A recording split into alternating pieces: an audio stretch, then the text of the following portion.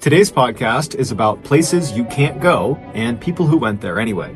This will be a top 3 style episode, so you'll hear 3 unique stories back to back, and each story will be more intense than the last one. The audio from all 3 stories has been pulled from my YouTube channel, which is just called MrBallen, and they have each been remastered for today's podcast. The links to the original YouTube videos are in the description. The first story you'll hear, which is the number 3 story on today's list, is called the Limpopo, and it's about a waterway in South Africa that locals refuse to go near. The second story you'll hear, which is the number 2 story on today's list, is called No Way Out, and it is the definition of what a worst-case scenario looks like in the rugged top end of Australia. And the final story you'll hear, which is the number 1 story in today's list, is called Black Water. And it's another story from Australia that was so terrifying, it was adapted into 2 major motion pictures. But before we get into today's stories, if you're a fan of the strange, dark, and mysterious delivered in story format, then you've come to the right podcast because that's all we do. And we upload twice a week, once on Monday and once on Thursday. So if that's of interest to you, please offer to do the 5-star review button's laundry, but be sure to stop the dryer when their clothes are still slightly damp.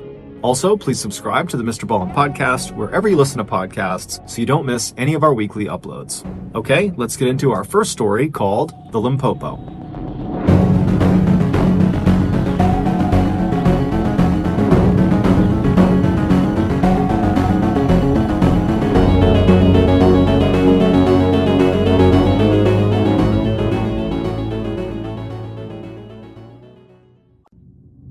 Nicknamed the Great Grey Green Greasy, the Limpopo River is one of Africa's largest rivers. It serves as a border between Zimbabwe and South Africa, and it also happens to be one of the most dangerous places on Earth. A town in South Africa called Phalaborwa sits on Limpopo's shores, and all of its residents know they're never supposed to step foot inside of the dangerous waterway. But not all of their residents take that guidance seriously. On January 1st, 2010, Phalaborwa resident Mariska Buitendog, along with her boyfriend and 6 of their other friends, had been out all night partying, celebrating the new year. They had had a considerable amount of alcohol over the course of the night, so as the sun was coming up, in their inebriated state, they decided they wanted to take an early morning dip in the Limpopo River. So they head over to the river, and while initially they all seemed really eager to get in the waterway, it was only Mariska that was brave enough to do it. So the rest stayed on shore, and Mariska jumped in the river and jumped right out again. And she survived, and everyone was very impressed with her. And so she's confident, and so she does it again, this time going a little bit farther out into the river before coming back on shore. Now she's really confident, she's done it twice, and so she said, "Hey, who wants to come with me for a 3rd time in?" And the group said, "No, we're still good, and you really shouldn't push your luck. This is not safe." And she said, "I don't care, I'm going in for a 3rd time." So Mariska gets in the water, and by herself, she swims out on her back about 15 meters away from shore. She turns and waves at the group and smiles before she is violently pulled under the water. There wasn't even time for her to scream. Her boyfriend immediately jumped into the water to try to pull her out, but he knew where she was, and there was no way he was getting her back. The other nickname for the Limpopo River is Crocodile River, and Mariska unfortunately had fell victim to one of its apex predators. But it's not just drunk partygoers that fall victim to these crocodiles. Unfortunately for the residents of Zimbabwe, because of the extreme hardships they have to face, many of them have been forced to flee the country and cross over the Limpopo River to try to gain entry into South Africa, and many of them will die trying. On April 11th, 2014, Zimbabwean and South African police discovered this crocodile-infested cave right near where Zimbabwean residents will try to cross over the Limpopo River. And inside of this cave were the remains of 15 people that presumably tried to cross over and were caught by crocodiles. The discovery of this cave and the 15 people who lost their lives inside of it, while tragic and certainly gruesome, it only represents a fraction of the total number of people who have died trying to cross this river. The next story, which is our number 2 story on today's list, is called No Way Out.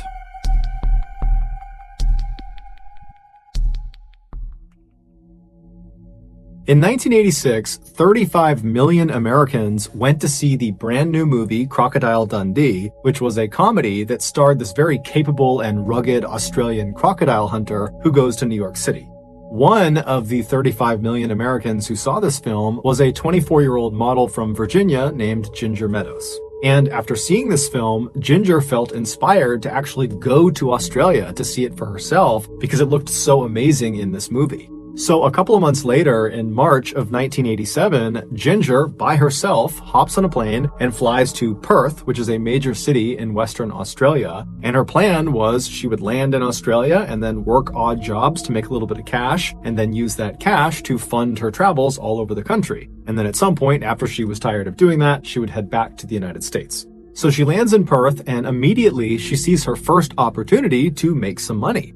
There had been this huge sailing competition in the city leading up to the weekend she arrived there, and so she saw all these luxury yachts anchored at all these docks along the coastline, and Ginger's thinking to herself, these huge ships, they have crews that work on them basically full-time. Maybe one of these boats could use an extra set of hands. And so Ginger, who's very friendly and outgoing, she went right down to one of these docks, and she stopped in front of the very first yacht she saw, which was this huge luxury 100-foot yacht, and she introduced herself to the captain of this boat, and she said, hey, can I hitch a ride with you guys to the next place you're going, and in exchange, I'll work for you. And as it happened, the captain was actually looking for another crew member to assist their chef. And so he said, okay, well, can you cook? And Ginger said, yeah, I'm a great cook. And he said, okay, well, you're hired. You can be the chef's assistant. And so Ginger, she climbs on board and she meets the rest of the 5 other crew members, including the chef who she'd be working with. And the chef's name was Jane, and those two would become very close. And then shortly after Ginger had come aboard, the captain cast off their lines and they headed out to sea.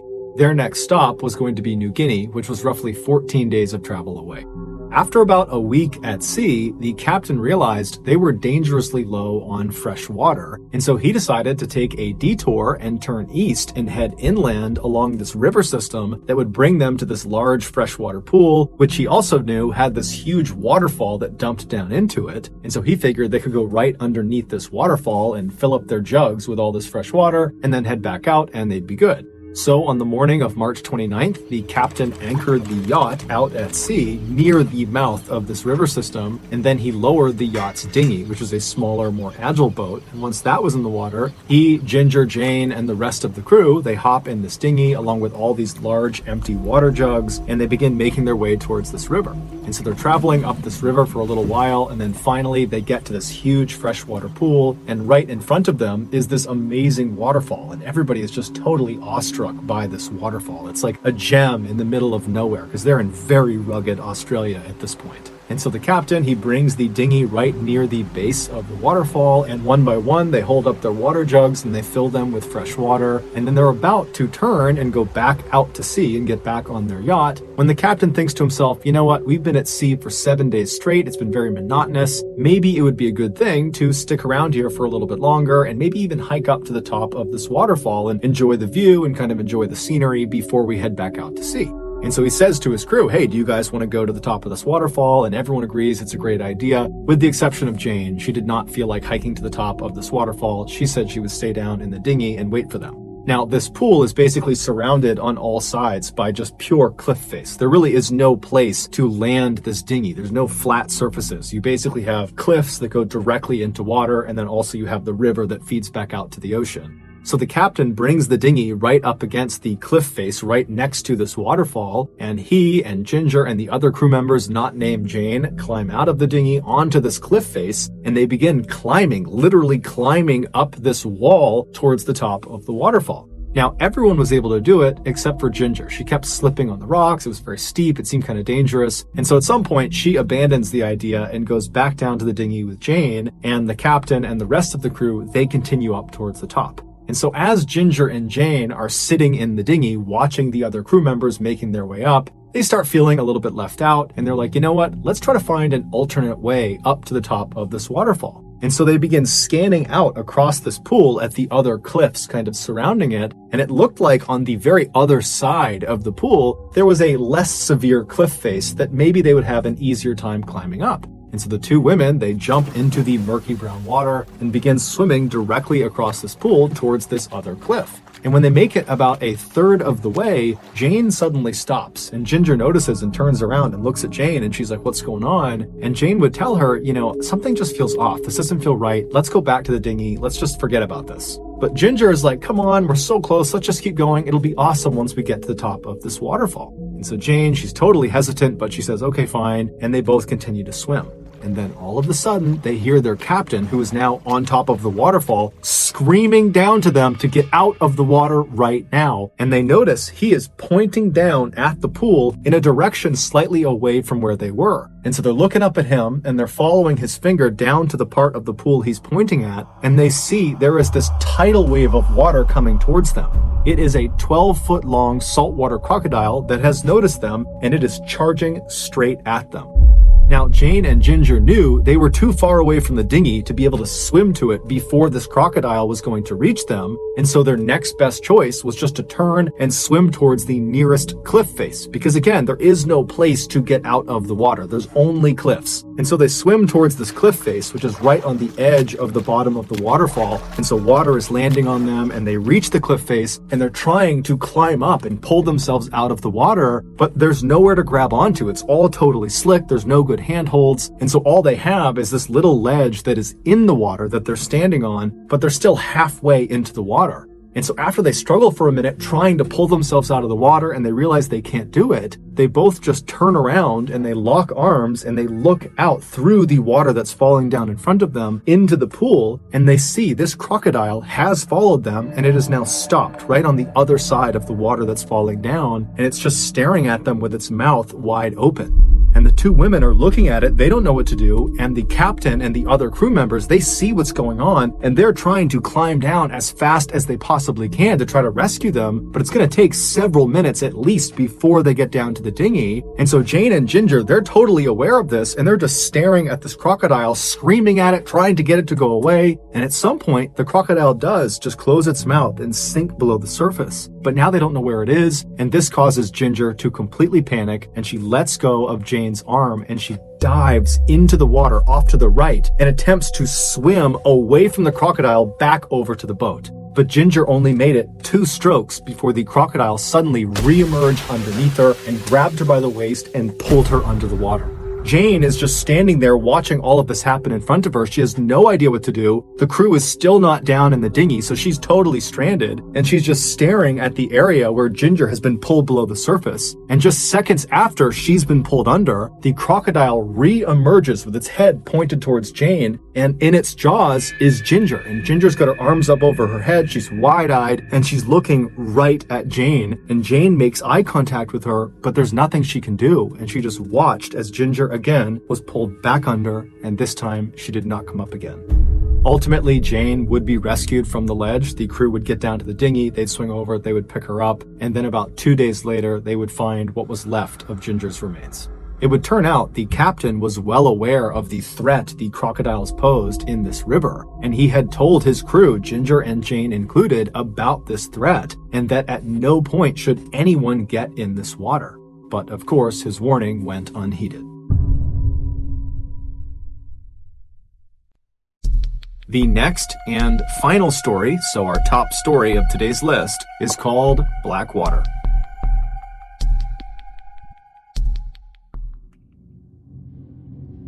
At 11:40 a.m. on December 21st, 2003, 3 young men who were longtime childhood friends hopped in a truck and began traveling south. They were 22-year-old Brett Mann and 19-year-olds Sean Blowers and Ashley McGuff. They lived in a coastal city called Darwin, which is actually the capital of the Northern Territory in Australia. The Northern Territory, also known as the Top End, is located in the central north of the continent. It is 6 times larger than the UK, but has 280 times less people living in it. Specifically, the UK is home to roughly 70 million people, whereas the Top End is home to only 250,000 people, and half of them live in Darwin. There are many reasons why the Top End is so underpopulated, ranging from politics to poor infrastructure, but the most obvious reason that so few people choose to live in this part of Australia is because it is wildly rugged and dangerous. It is scorchingly hot year-round, and the weather in general is just unbelievably unpredictable and violent. And, as the old saying goes, all the animals there are trying to kill you and each other. But Brett, Sean, and Ashley had grown up in Darwin, and so they were accustomed to the hazards of living in the top end, and so they weren't really concerned about them. What they were concerned with was finding things to do and not getting bored in the city. That particular day, in order to ward off boredom, the trio had decided they would head out to a salt flat that was located about 50 miles to the southwest of Darwin. It was this wide open plain that they could just race around on their quad bikes on. And so they loaded these quad bikes into their trailer, attached it to their truck, they hopped in their truck, and at 11:40 a.m., they started heading south out of Darwin.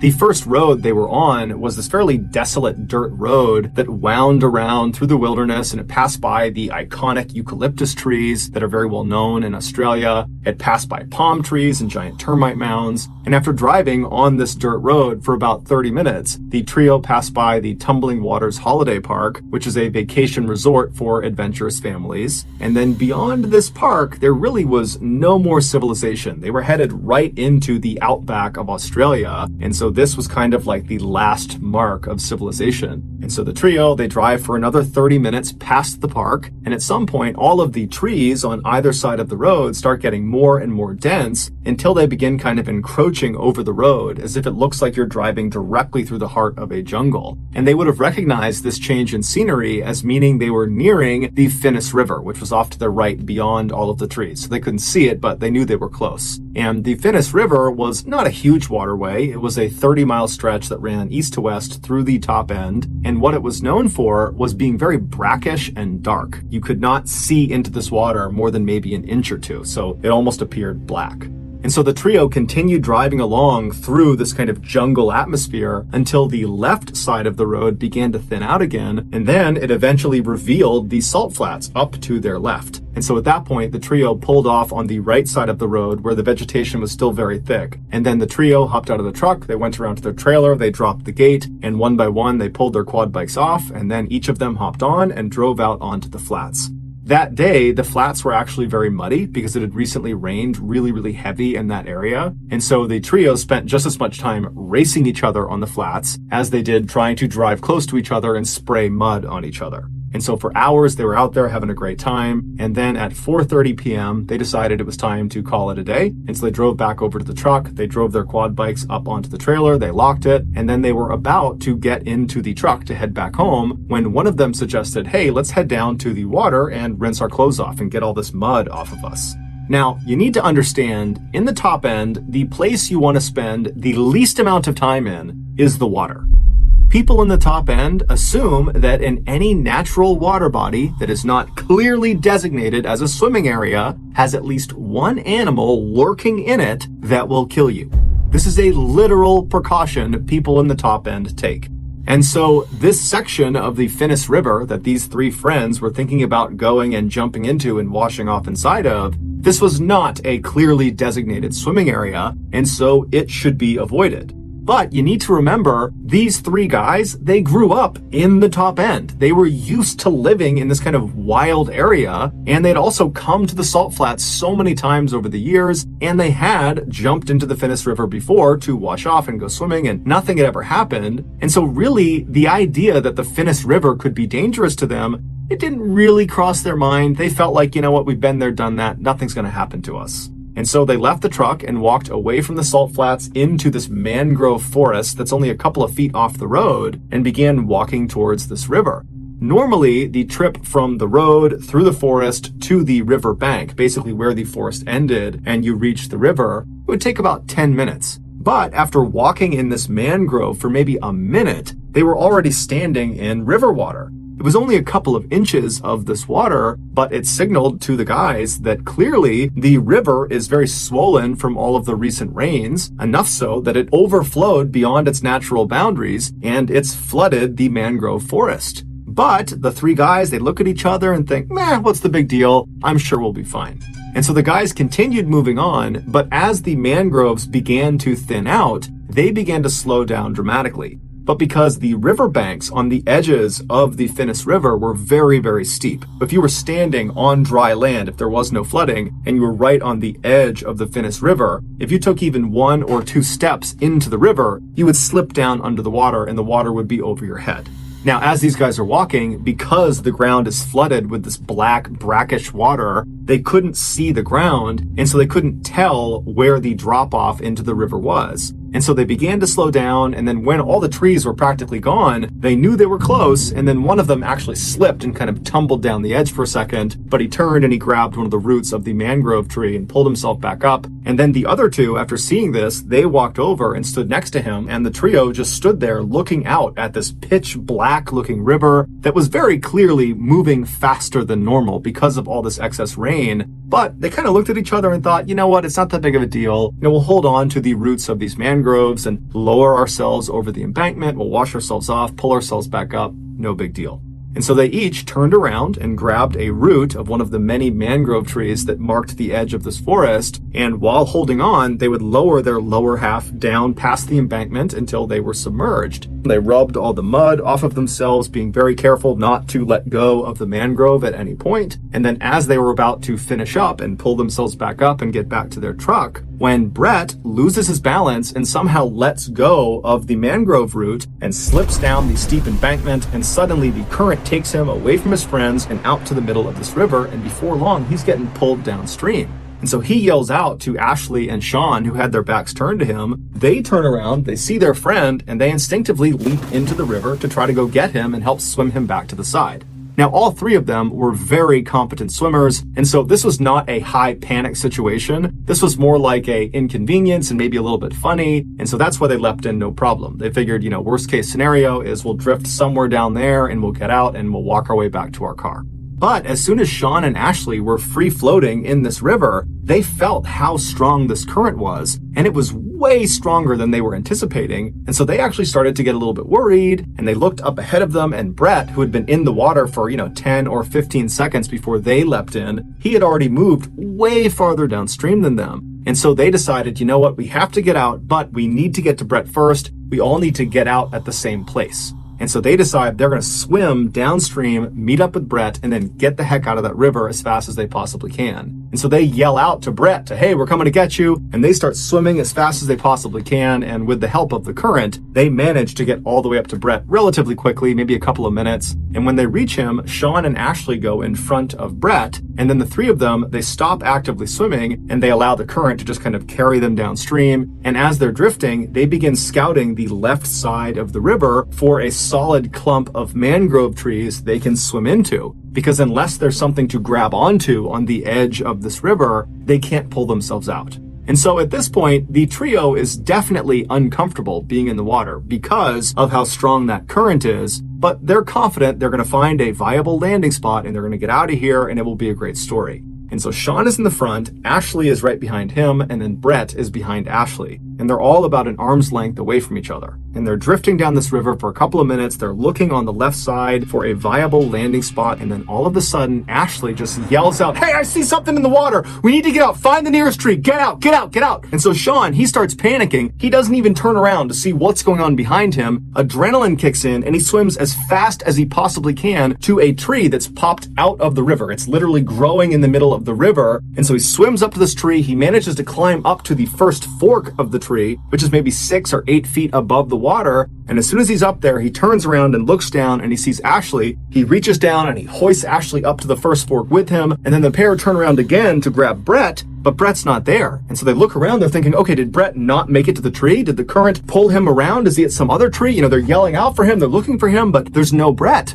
And so they're talking to each other, Ashley and Sean. They're saying, hey, did he call out? Did you hear something? Did he give some indication about where he was going? And they're saying, no, I don't know where he is. And so they start climbing up the tree a little bit and trying to look down and up the river to see if maybe they can see him. And then all of a sudden, Sean notices something yellow flash beneath them in the water. And so he looks straight down and he sees this yellow thing down there. So he nudges Ashley and he says, look. And so Ashley looks down, and as they're looking, they're about 10 feet off the water at this point. They see this yellow thing start rising up to the surface. Now, the water is so dark, they really can't tell what anything is unless it is at the surface. And so they're watching this yellow thing, and suddenly it comes out of the water, and they see it's Brett. He's got his yellow jacket on. That's what they saw. And Brett is in the mouth of a 13-foot-long saltwater crocodile. He is face down and his left side is being held in this animal's mouth and he's not moving. And so Sean and Ashley are so scared, they're just frozen. They're just staring at this monster that's in the water, that's holding their friend underwater, and they can't do anything about it. And for 2 minutes, they just stand there looking at this animal, wondering what's going to happen. And for those entire 2 minutes, the crocodile stared right back up at Ashley and Sean as if it was showing them what it was going to do to them once they got in the water. That I've done this to your friend, I'm getting you to as well. And so they're staring at this animal when suddenly it just kind of goes underneath the water back down into the black abyss, and it, along with Brett, just disappear.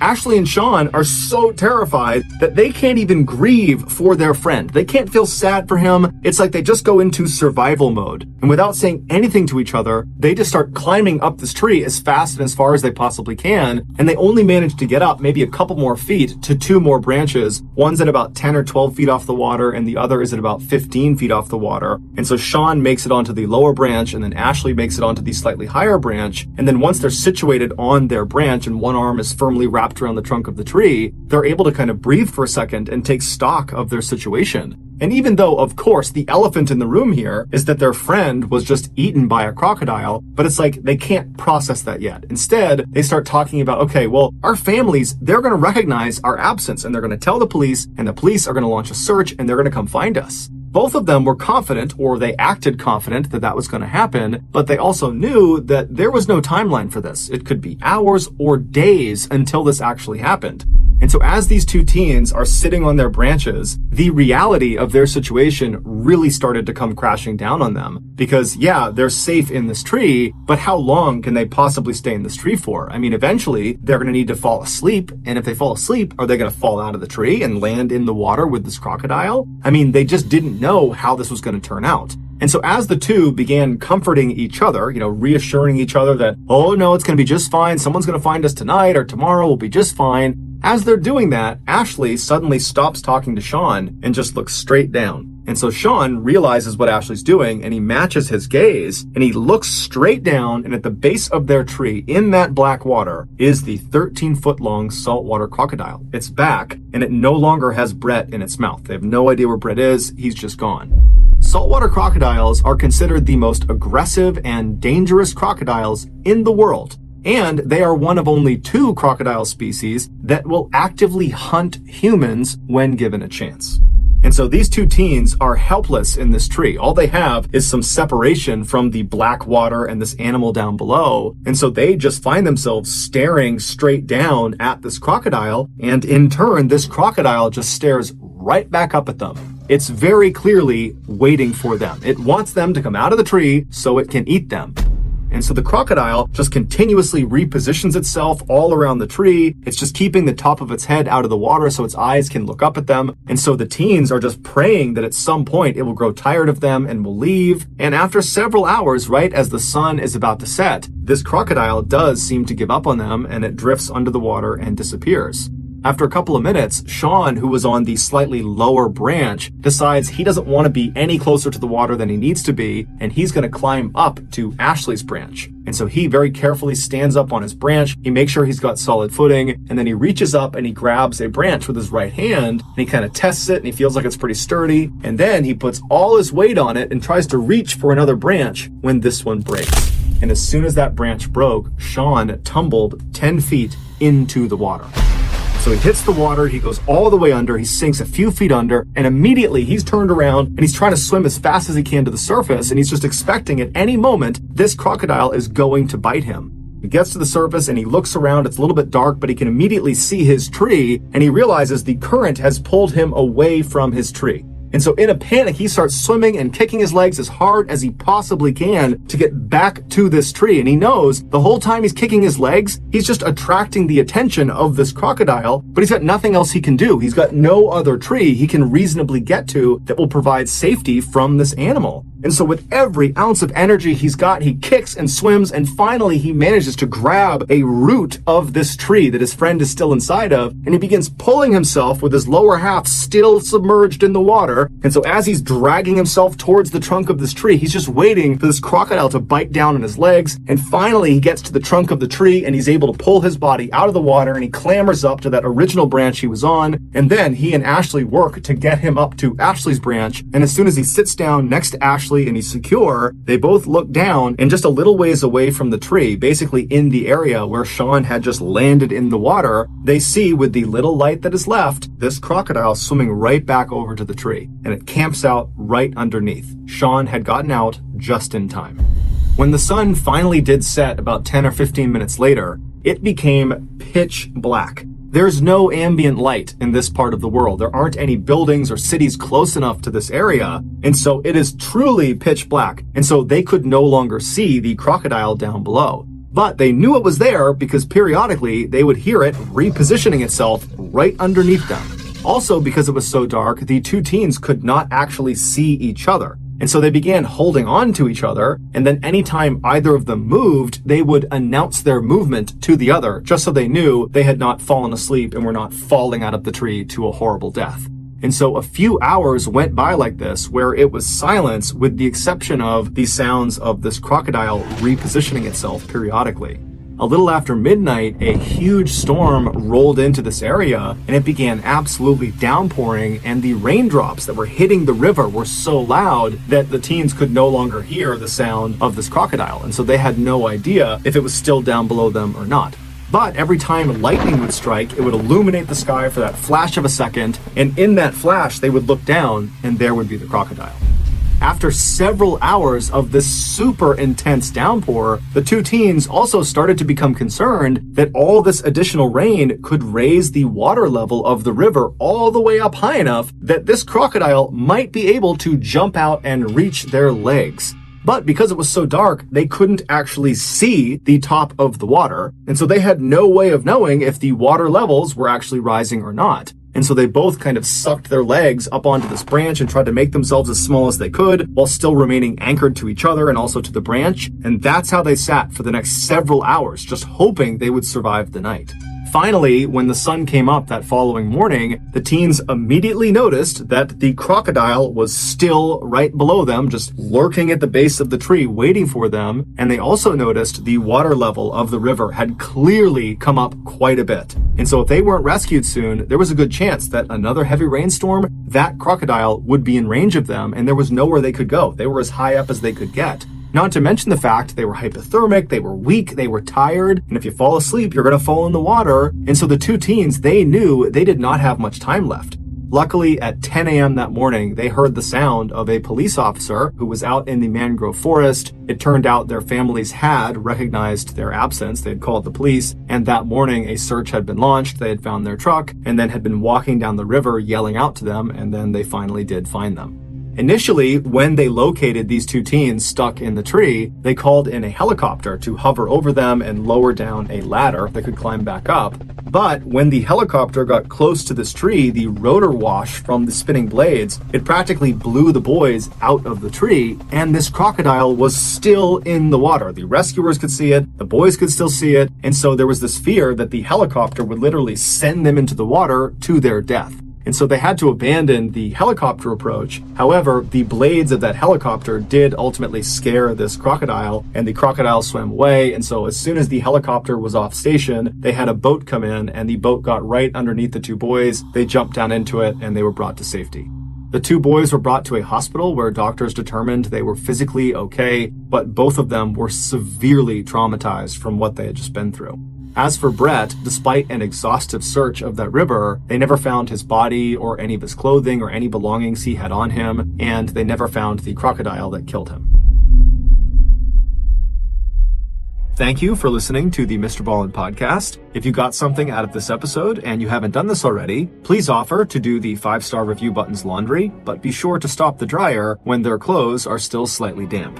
Also, please subscribe to the MrBallen podcast on Spotify, Apple Podcasts, Amazon, Google, and anywhere else you get your podcasts. This podcast airs every Monday and Thursday morning, but in the meantime, you can always watch one of the hundreds of stories I have posted on my YouTube channel, which is just called MrBallen. If you want to get in touch with me, please follow me on any major social media platform and then send me a direct message. My username is just @MrBallen, and I really do read the majority of my DMs. Lastly, we have some really cool merchandise, so head on over to shopmrballen.com to have a look. So that's going to do it. I really appreciate your support. Until next time, see ya.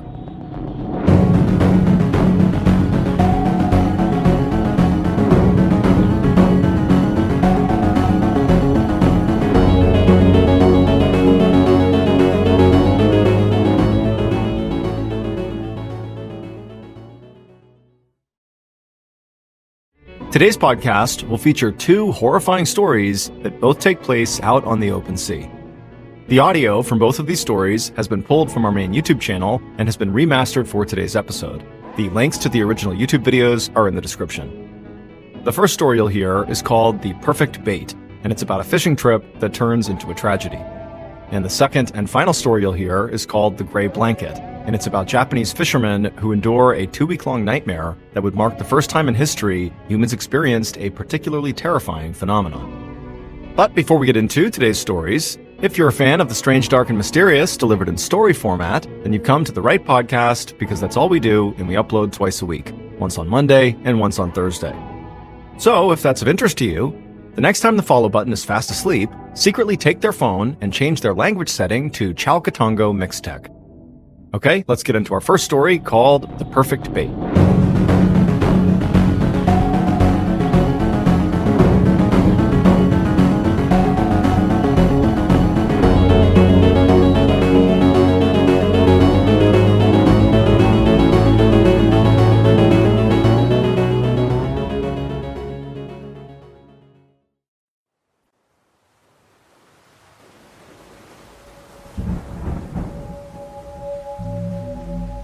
At around 1 a.m. on August 27, 2000, a fisherman named Sam Watts did his best to keep his balance on the wet deck of the huge commercial fishing boat that he was working on.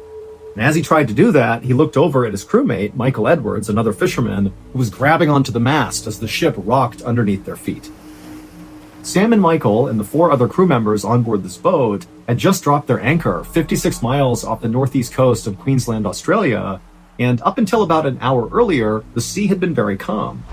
But now, this huge storm had rolled in, the wind had picked up, the waves were huge, and while the 4 other crew members had already gone below to try to catch some sleep, Sam and Michael were now on the deck, doing their best to try to secure everything before they went down below. And so as the wind is whipping and the waves are smashing against the side of this boat, Sam and Michael decide they should split up to work more efficiently, or Sam will go to the front of the boat and Michael will go to the back of the boat, and they would each kind of work towards the middle of the boat, checking all the fastenings and the knots to make sure everything was good. And then when they reached the center, they would be good and they could go down below. And so they did that. Sam went to the front, Michael to the back, and as they began to work, they kept constant eye contact with each other because this was obviously a very dangerous thing they were doing. But at some point, as Sam was making his way, he had to duck down to check a particular fastening. And so when he ducked down, he lost sight of Michael just for a second. But in that split second, this huge rogue wave smashed the side of the boat, practically capsizing it, sending Sam flying towards the railing. But Sam luckily grabbed onto the railing before being thrown into the water. And then as the boat kind of began to rock back to level, Sam instinctively looked back down the ship to look for Michael. And he watched through the darkness and the rain as Michael went careening off the side into the ocean. He hadn't been able to grab onto anything. And so the instant the boat kind of leveled out again, Sam screamed for Michael, but he couldn't see him. And so he ran down below, woke up the whole crew. And so moments later, the crew was on the deck. They had their big spotlights out, scanning the water, through this big storm, looking for signs of Michael. And at the same time, the captain had come up and he was on the radio talking to police. And so several minutes later, a police boat managed to come out to the fishing boat. And at the same time, the crew is still desperately looking for Michael. They haven't found him yet. And now the police began circling around the whole area, calling out for Michael, throwing out buoys into the water in hopes of, maybe Michael sees one and grabs hold. But nobody could find Michael. He was just gone. And so all that morning into the early afternoon, the police continued to look in the area for Michael. The crew on board the fishing boat did the same thing, but still nobody could find a trace of Michael. And so around noon that day, the search was called off. And the police told Sam and the rest of the crew of this fishing boat that unfortunately, at this point, it seemed very likely that Michael had drowned.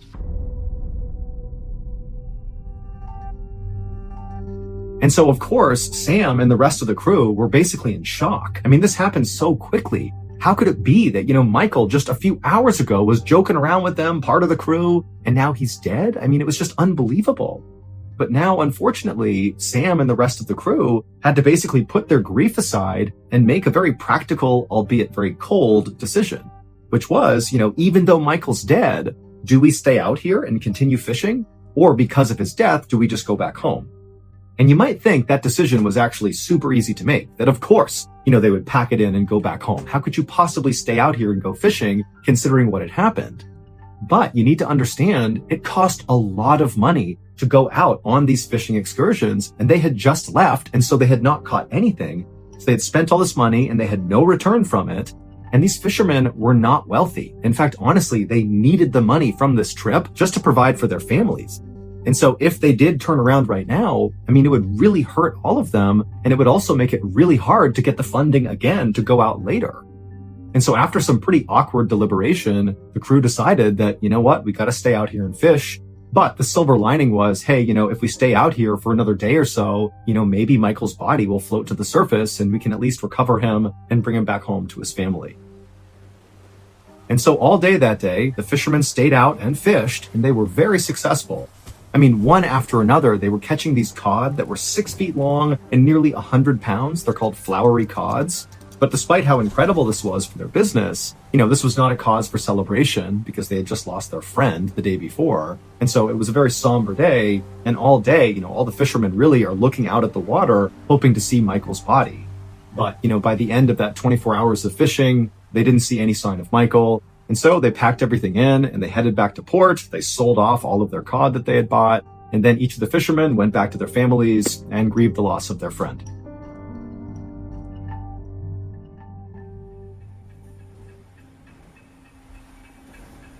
A few days later, a factory worker was standing in front of a fish processing line with this huge 97-pound cod right in front of them. This is one of the flowery cods that Sam and the other fishermen had caught 24 hours after their friend had gone overboard. And so this worker took their knife and, like they did every day all day long, began opening up this fish. And at some point, after cutting it open and looking inside of this enormous cod, the worker just stopped and couldn't believe what they were seeing, and then they began to scream. It would turn out a few days earlier, after Michael had been thrown overboard during that storm, he very likely had been alive when he hit the water. But the area where they were fishing off the coast of Queensland, Australia, was known for having lots of sharks and saltwater crocodiles in the area. And so pretty much immediately, Michael was attacked by either a shark or a crocodile, or maybe both. And during this feeding frenzy, as Michael's getting ripped to pieces, his head got ripped off and began to float away. And at some point, one of those huge flowery cods saw the head and ate it whole. And then later that day, Michael's colleagues caught the cod who caught Michael's head. And so that factory worker who opened up that particular cod saw Michael's undigested head looking up at her, and apparently his face was fixed in terror with his eyes wide and his mouth open as if his final moment had been him screaming.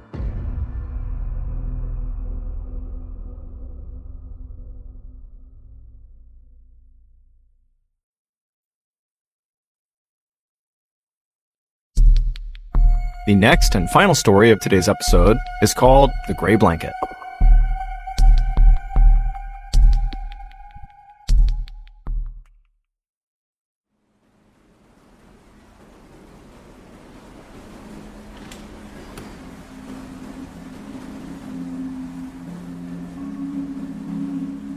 At around 1 a.m. on March 1st, 1954, a 20-year-old fisherman named Oishi Matashishi finally headed down to his bed on the lower deck of the fishing boat that he worked on, which was called the Lucky Dragon No. 5. Oishi was totally exhausted. He and the other 22 crew members had been working practically around the clock 18-hour days for the last 6 weeks trying to catch tuna, but so far, this trip had really been a disaster. They had gotten stranded on sandbars, there had been these terrible storms that had nearly capsized the boat, and then also they had lost a lot of their fishing lines when they got snagged on coral reefs. And so, as a result, their tuna hauls so far had been devastatingly low. And Oishi and the rest of the crew were very aware of this. In fact, Oishi was very worried that he would not bring home enough money to support his family. Back when Oishi was 14 years old, his father, who had been the breadwinner for their family, had been crushed to death when he was repairing a ship. And so now Oishi had stepped into that patriarch role, taking care of his mother and his 5 other siblings. And so Oishi really needed a solid paycheck from this trip, and it wasn't looking like that was going to happen. And so Oishi staggered his way into his small room and he collapsed onto his bed. and as he lay there trying to sleep, he felt the ship gently rocking side to side. The ship, the Lucky Dragon number 5, was anchored relatively close to the Marshall Islands, which is a strip of islands right about halfway between Hawaii and Australia. But what's unique about the Marshall Islands is they sit over these huge ancient underwater volcanoes. Now, these volcanoes are dormant, but the captain of the Lucky Dragon number 5 was weary enough about getting too close to these dormant volcanoes in fear they might erupt, that he intentionally kept them about 80 miles or so away from the Marshall Islands. And so eventually, Oishi did drift off to sleep in his bunk. But 5 hours later, Oishi suddenly sat up wide awake because the little room he was in was now completely flooded with this very bright yellowy light. And so Oishi, he's kind of confused. He felt like it was too early for sunrise, and he checked his watch and he saw it was only 6:45 a.m. And so yes, it was too early for sunrise. So whatever this was, it was not the sun. And then when he went to the little porthole window where all this light was coming in, he had to squint his eyes, but he looked outside and he couldn't tell where this light was really coming from or what it was. But he could clearly see it was coming from the west, and the sun rises in the east. So really, whatever this light was, it was not the sun. At the same time, the rest of Oishi's crewmates who were in this room with him, they were also starting to wake up and kind of looking around like, what's going on here? And then without even saying anything, all of them just rushed out of the room and ran upstairs to the top deck to look around and see what was going on. And when they got up there, Oishi looked out towards the west where these lights were up in the sky, and he couldn't really see a clear point of origin. It wasn't like there was an obvious thing creating these lights. It was more like the western sky was just unbelievably bright and yellow and orange, and it seemed like the light was kind of hovering over where the Marshall Islands would be. And so everyone's thinking, is it possible this is a volcano eruption? Is there something else going on here? And then as the crew is just watching in stunned silence at all these crazy lights in the sky, the lights kind of began to fade and they turned blue and purple, and then they just went away, and the entire crew was pitched back into darkness. As everyone's just standing around having no idea what to make of these lights, the oldest crew member on board, who was 40 years old, he said the one thing that everybody kind of in the back of their mind was thinking about but didn't want to say. The oldest crew member just said, atomic bomb. Just 9 years earlier, the United States had dropped 2 atomic bombs on Japan to end World War II. Now, Oishi, who was Japanese, he was 11 years old at the time this happened, and it had a profound impact on his life and his family's lives, his friends. Anybody who was alive when this happened, it changed everything. But as Oishi and the rest of his crew were kind of staring out to the west, which was all dark at this point, Oishi thought, there's no way this could have been an atomic bomb. Number one, World War II is over, so there's no reason a bomb would get dropped again. And 2, when those atomic bombs were dropped on Japan 9 years earlier, it vaporized basically everything and everyone in its path. And so for them to be this close to these huge lights, if that were an atomic bomb, wouldn't they too be vaporized? Like they would not be able to see that and live. And so Oishi began to tell himself, okay, it probably was not a volcano eruption. It probably was not an atomic bomb. I don't know what it was, but we're okay. And while many of the other people on board the ship felt the same way Oishi did, very quickly the call came out amongst the crew to just go ahead and bring in the lines right now. We don't know what these lights were, but we need to head back to port back in Yaizu, Japan. And so quickly, Oishi and the rest of the crew got to work pulling these lines in and prepping the boat to head back to port.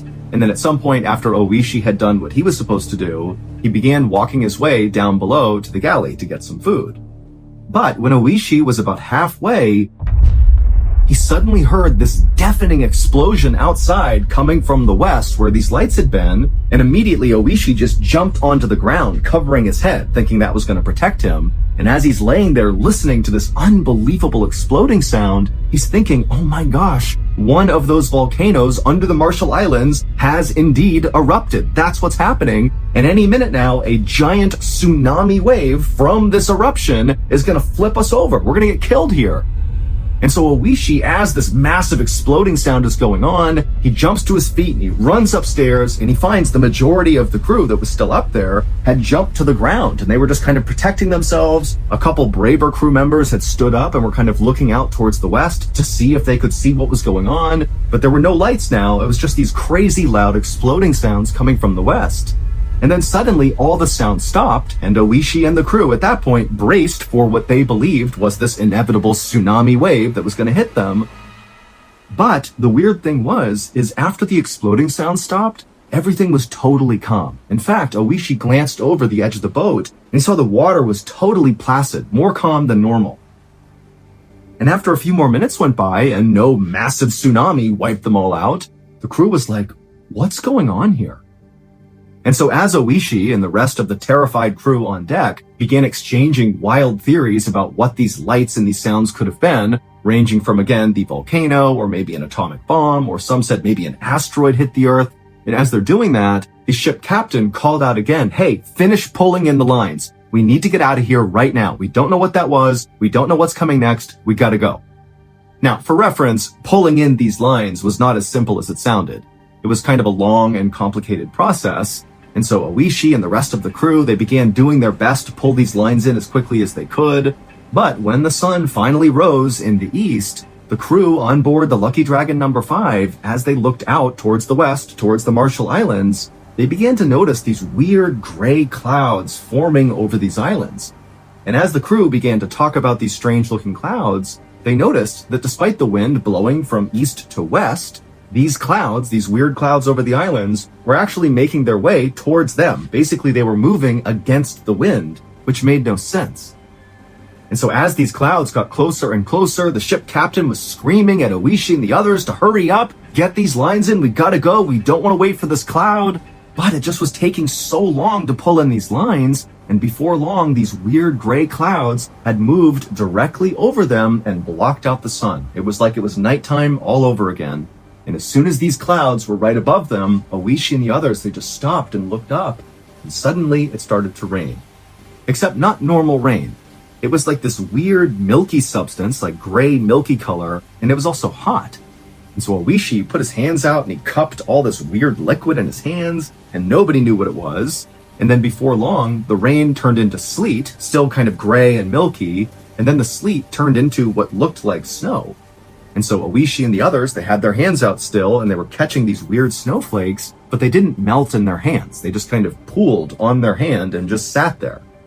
Now, Oishi and the others were definitely unsettled by the snow and frankly by everything that had happened that morning. They really did not understand what was going on, but there was something kind of incredible about this weird substance that was coming out of the sky. To the point where many of the fishermen on board grabbed bags and saved some of this weird mushy snow stuff to bring back home, to maybe show their families and friends, or even to give to science to see if maybe they could study it and see what it was. And so after Oishi and the rest of the crew had kind of gotten over the novelty of this weird snow coming out of the sky, they just got right back to work pulling in these lines. And the whole time, remember, they're getting dumped on by this weird stuff that's not melting and it's building up on the deck to the point where they have to stop what they're doing and shovel this stuff off the deck just to continue pulling in the lines. And for hours and hours they did that, just under this weird snowstorm. And then finally, right around noon, all the lines had been pulled in, and the ship's captain turned the wheel, and they began heading towards port.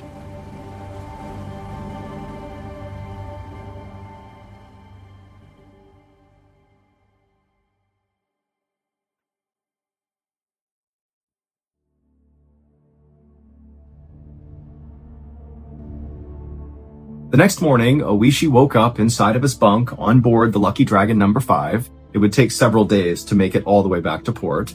And when Oishi woke up, he was suddenly struck with this intense nausea. And so he got up and stumbled his way into the bathroom, and just kind of out of instinct, he grabbed his toothbrush and began brushing his teeth. And as he did this, he had this weird feeling that his teeth felt like they were loose, that if he brushed too hard with his toothbrush, that he could knock his teeth clear out of his jaw. And then when Oishi spit into the sink, he saw there was all this blood. And so Oishi began to panic and he opened up his mouth and he stared in the mirror to see if maybe he had lost some teeth. But his teeth looked okay. But again, everything felt wrong and he felt so sick. And so Oishi, he left the bathroom and went upstairs to the top deck. And when he got up there, he saw many of the other members of the crew, and they looked terrible. Their skin was a weird gray color, and some of them had blisters all over their skin. And so to Oishi and to the other crew members, it now seemed kind of obvious that whatever was coming out of the sky, that weird milky substance and that weird snow that didn't melt, clearly it must be toxic in some way, or maybe it's led to some horrible allergic reaction. And so Oishi and the others began referring to the stuff that came out of the sky as death ash. And the fishermen who had gathered up a lot of this death ash into bags to bring back home were now too scared to even touch the bags. Like, they wanted to take the bags and dump the contents overboard, but the fear of interacting with that weird death ash was too much. And so there were these bags kind of draped all over the ship that nobody went near that contained this stuff. And over the next few days that the Lucky Dragon number 5 continued its journey towards port, Oishi and the rest of the crew members continued to get sicker and sicker. In fact, on one day, Oishi was outside unfurling one of the sails, and as he was hoisting this rope, he noticed the rope was covered in blood, and then when he looked at his hands, he realized it was because his hands were basically disintegrating as he was touching the rope, like his skin was just falling apart. And then in addition to his skin falling off, Oishi's hair began falling out in huge clumps. And he was not alone. Many of the other crew members on board the Lucky Dragon number 5 had the same things going on. It was like everybody was just totally deteriorating, and they all knew it had to be connected to whatever the heck they had heard and seen when there was that explosion and the lights and the stuff raining out of the sky. They didn't know what it was, but it could not be a coincidence that happened, and now this was happening to them.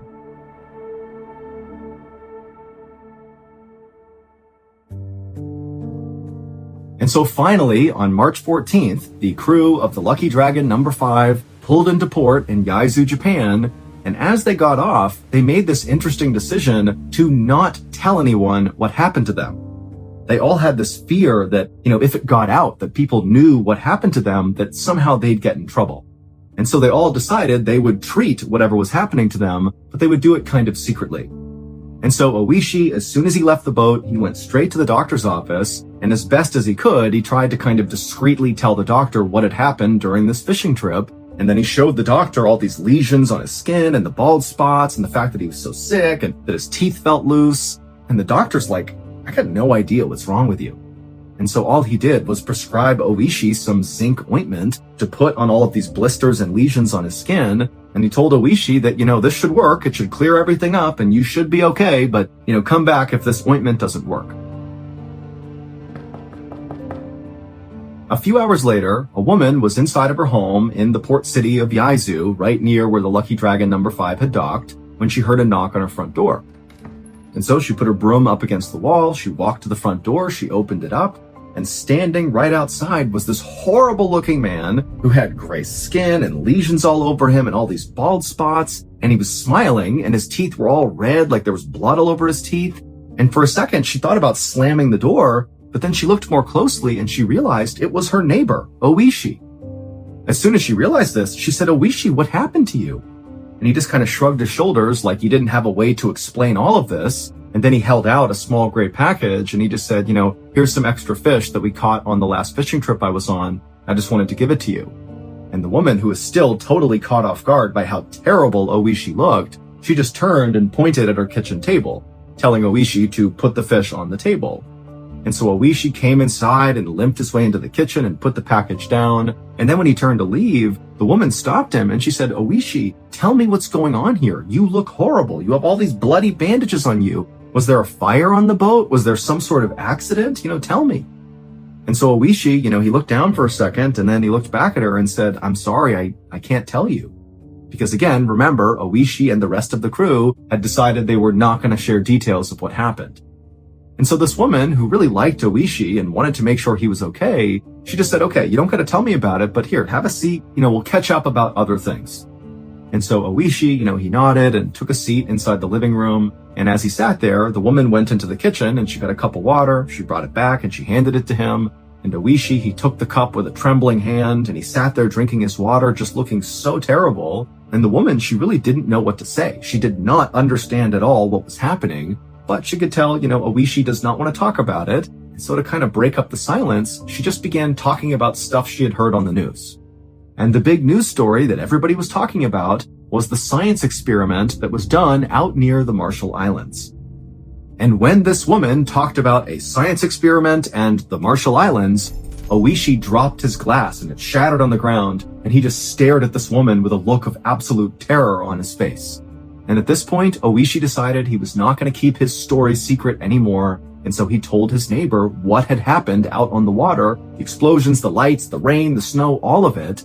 And after he did, the woman became terrified and said, "Get out of my house, go, go, go." And so Oishi, he got up and he kind of ran out of the house, not really sure what was going on. And then the woman, after Oishi was gone, she turned and she realized the package of fish that Oishi had left was sitting inside of her kitchen. And so she screamed and she too ran out the door.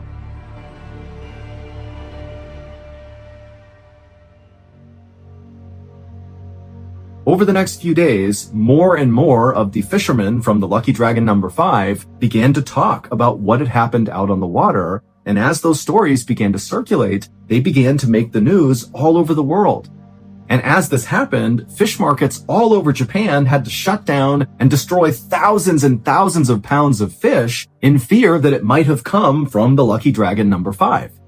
And the reason why everybody was so scared of coming in contact with anything that had been on board the Lucky Dragon, whether it was the fish or the people, is because on March 1st, 1954, when Oishi was suddenly woken up by the bright light outside coming from the west, and then there was that loud explosion, and then the cloud and the rain and the snow, all of that was not a volcano. It was not an atomic bomb. It was not a meteorite. It was not a fire. It was that science experiment that was talked about on the news.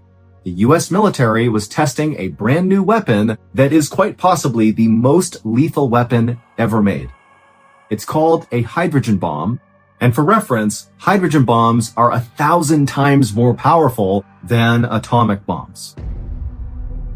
Now, they detonated this hydrogen bomb far away from all of civilization. However, the Lucky Dragon number 5 was just close enough to this explosion that the crew on board the ship became the first humans in history to experience something called fallout, which is when deadly radioactive particles from this explosion get thrown up into the sky from the blast, and then they rain down on you like snow. That weird material they were feeling that they called death ash, that's the fallout. It's all radioactive.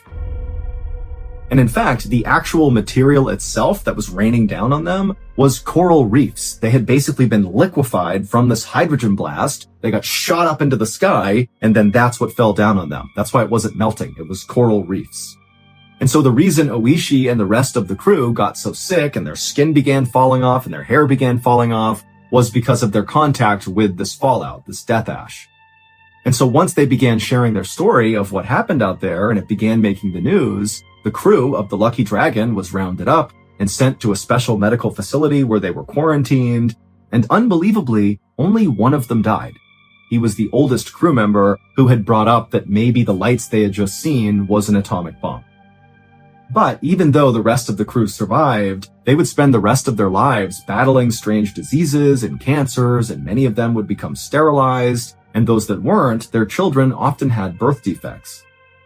As for Oishi, he gave up being a fisherman and instead became a dry cleaner, but he wound up spending the bulk of the rest of his life being an anti-bomb advocate and author until his death in 2021, when he would pass away at the age of 87.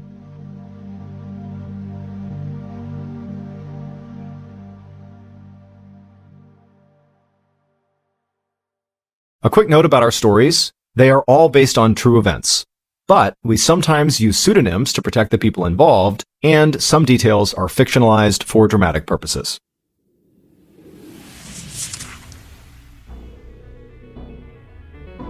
Thank you for listening to the MrBallen podcast.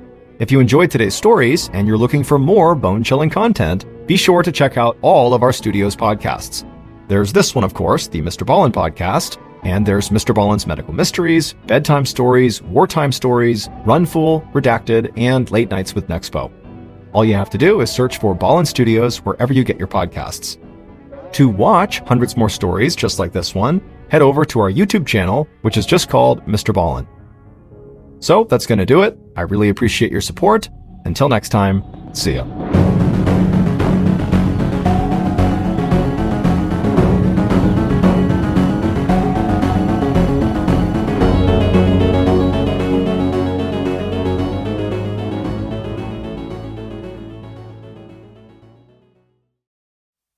Today's podcast will feature 2 sailing horror stories.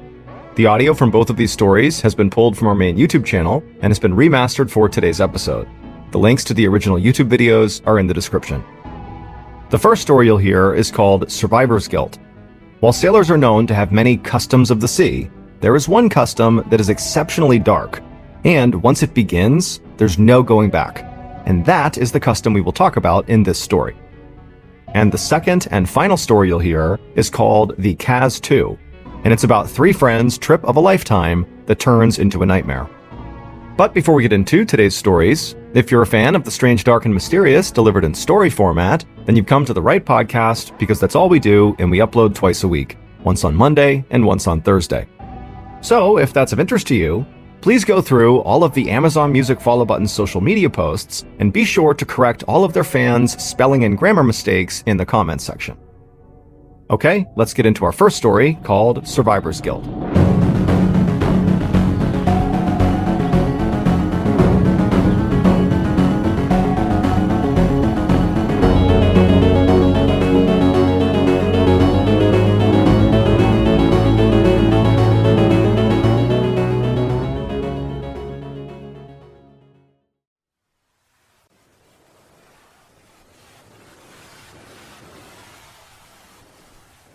On the morning of February 6th, 1821, 4 young men stood on the deck of a small boat out in the Pacific Ocean. The sun was out, it was beautiful and warm, the water was crystal blue, but none of these 4 men were paying any attention to their surroundings. Instead, all of them were just standing there in total silence, staring at each other. Finally, one of the 4 men spoke up. His name was Owen Coffin, and he was 18 years old. And Owen, like the other 3 men, had grown up on the water. In fact, all 4 of these men had grown up on this small island called Nantucket off the coast of Massachusetts, where the main industry there was whaling, which meant sailors like these 4 men would go out and hunt whales and slaughter them for their oil. So, from the time Owen and the rest of these men were very little, they were out on the water learning how to sail, and they were also learning the customs of the sea. And there was one custom in particular that Owen wanted to talk about right now with the other 3 men. So, in a very serious and hushed tone, Owen asked the question of the other 3 men that sailors referred to as the delicate question. And after Owen asked the so-called delicate question, the other 3 men, who were already very serious and just kind of standing there in silence, suddenly their eyes started to go wide and their mouths went agape. And then again, all of the men just kind of fell into total silence. The only sound they could hear was the splashing of the waves against the side of the boat. The captain of this vessel was a man named George Pollard. He was 28 years old, and he was actually Owen's older cousin. And what George wanted to say to Owen in response to his delicate question was no. But George didn't say that. Instead, he just put his hands up over his mouth and stared kind of incredulously at Owen and the other 2 men who were also teenagers. Their names were George and Barzillai. And as he stared at these other 3 men, he realized that their answers to the delicate question was a resounding yes. They knew it had to be a yes. They had to do this. And even though George could totally override them because he was the captain and so technically in charge, he knew in this situation under this particular custom, he couldn't overrule them. And so, with his hands still over his mouth, George just nodded a yes.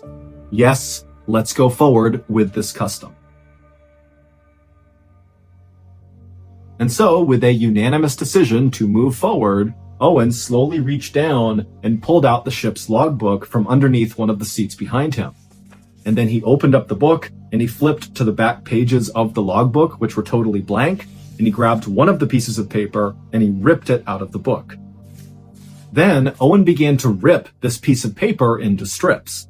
First, he ripped 3 identically long pieces of paper, and he held up all 3 at the same time to show the others that these are the 3 that are the same. And each of the 3 nodded their head, yes, we see that. And then Owen reached down, he grabbed the paper again, and he ripped a 4th strip out, and this one was dramatically shorter than the other 3. And so Owen held up this much shorter piece, and he showed Charles, George, and Barzillai, and again, they all kind of nodded in agreement. Yes, we see, that's the short piece. And so once the whole group was satisfied that they had their 4 strips, Owen took off his hat, he put all 4 of the strips inside, mixed it around, and held out his hat. It was time. The first man to reach into Owen's hat was Owen's older cousin and the captain, George. He reached in, he pulled one of the strips of paper out, closed it in his fist so he had no idea which one it was, and pulled it back and held it close to his chest. And then one by one, each of the other men did the same thing, reaching in, grabbing their strip, not looking at it, and holding it against their chest. And then once all the strips had been taken, at the exact same time, all 4 men extended their hands into the middle of the circle they were standing in, and they opened their hands palm up to reveal which strip they got. And George, Charles, and Barzillai all had the identical long pieces, and Owen, the 18-year-old, the younger cousin of the captain, the one who had ripped up the strips, he had the short strip.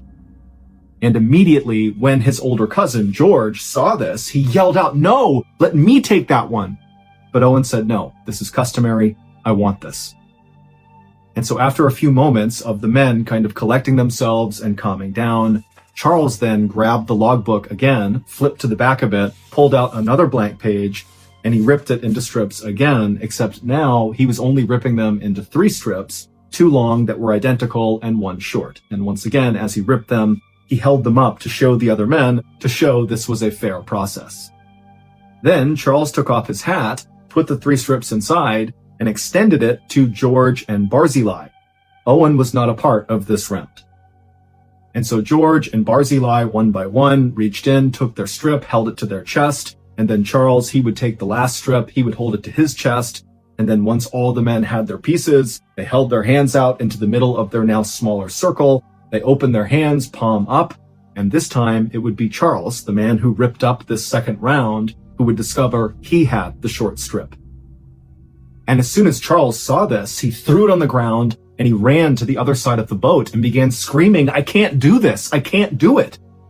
Meanwhile, Owen, George, and Barzillai didn't even move or flinch. They just stood there waiting for Charles to calm down. Because they knew he knew this was a very important custom, and once you begin doing it, you can't just stop. Charles would have to come back over and play his role. And so after a few minutes of Charles still kind of calling out that he couldn't do this, tears are coming down his face, he finally wiped the tears, he calmed himself down, and he walked back over to the group, who again, they hadn't moved. George, Barzillai, and Owen, they're just standing there waiting to continue this custom. And so as Charles began coming back over, looking ready to continue, George, without even saying anything, reached down and unlatched a door on the side of the boat. He opened it up, he reached in, and he pulled out this long object that was wrapped in canvas. And then he handed this object to Charles.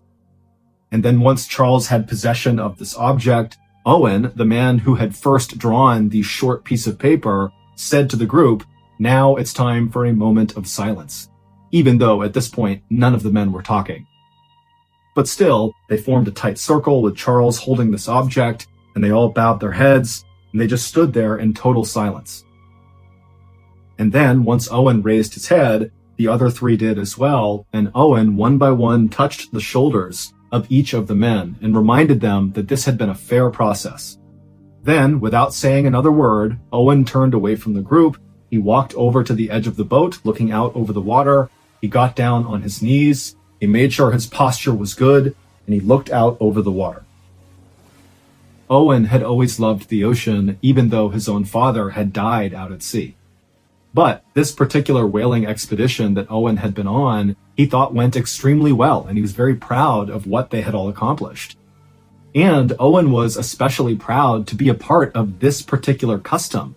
This custom was one that so few people ever took part in, but all sailors knew about it. It was kind of like the forbidden custom. And here he was playing a central role, which really required a lot of strength.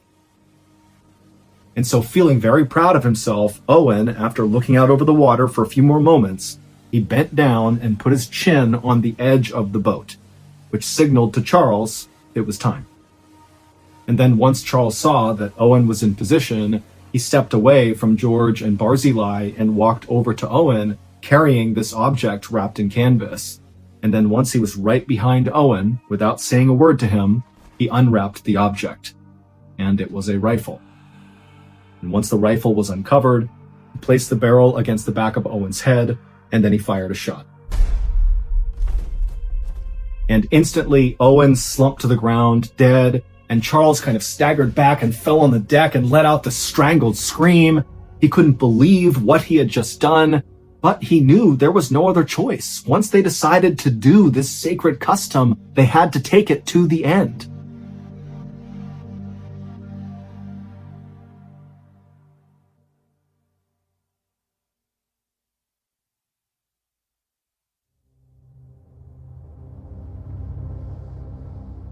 And so George, who had just witnessed the execution of his younger cousin, was deeply troubled and pained, but he too knew they had to bring this custom to the finish line, which meant it was George's turn to step forward and play his part. And so George walked up to his now dead younger cousin, and George pulled out a serrated knife and cut off Owen's head. And then once Owen's head was removed, he placed it on the deck, so Owen's face was looking away from the other men, like he couldn't see what they were going to do. And then once the head was in place, George went back to Owen's body and began cutting him open and pulling his organs out and handing them to Charles and Barzillai. George also began cutting off long strips of Owen's flesh, creating sort of like fillets.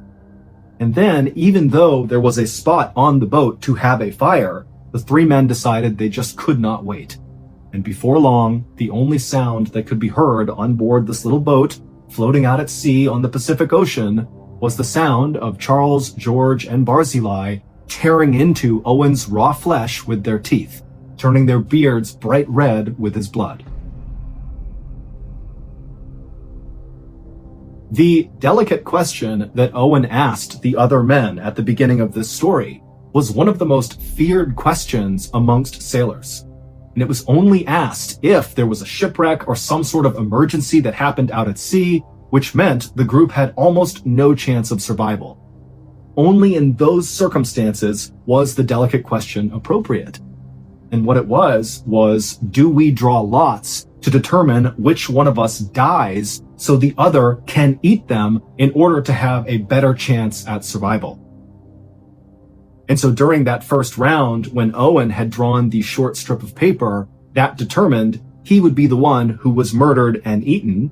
And then in the second round, when Charles drew the short strip of paper, that meant he would be the one to kill Owen. On February 6th, 1821, the day that Owen posed the delicate question, he and the other three men had been lost at sea for the past 3 months after a whale had struck the side of their whaling boat and left them adrift with almost no food and no water.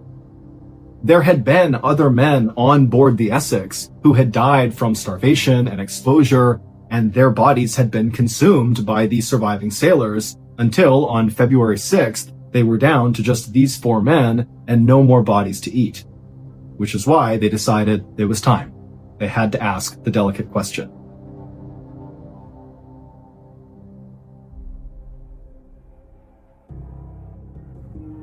"17 days after Owen sacrificed himself so the others could eat him, another boat happened to drift past the stranded Essex boat, which now only contained Charles and George. Barzillai had died of starvation 5 days after they killed Owen, and Barzillai had been eaten by George and Charles as well. And as this other ship passed by the Essex, and they looked on board, all they saw were skeletons of the men that had died and been eaten, and Charles and George were on opposite ends of the boat, curled up in a ball, chewing on human finger bones, trying to get the last bits of flesh off. And their bodies were totally emaciated, their hair and their beards were wild, they looked totally feral.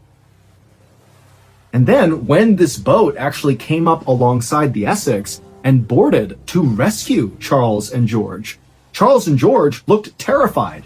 It was like they had totally lost their grip on reality. they had been lost at sea for 94 days and had consumed all of their friends, and so it makes sense they might go kind of crazy. But after this crew was able to get Charles and George fed and get them water and cleaned up, they kind of regained their composure and their sanity, and they were very thankful and happy to be alive. The story of what happened to the crew of the Essex quickly spread all around the world, and in fact, it served as inspiration for Herman Melville to write his classic American novel, Moby Dick.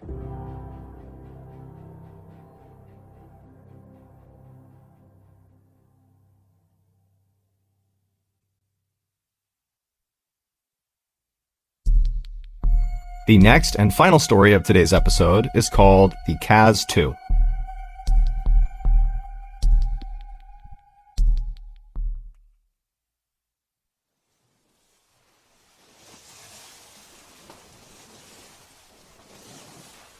A little after 7 a.m. on the morning of April 15th, 2007, 3 men launched a 35-foot white catamaran called the Kaz 2 from a marina in northeastern Australia, kicking off what was supposed to be the trip of a lifetime.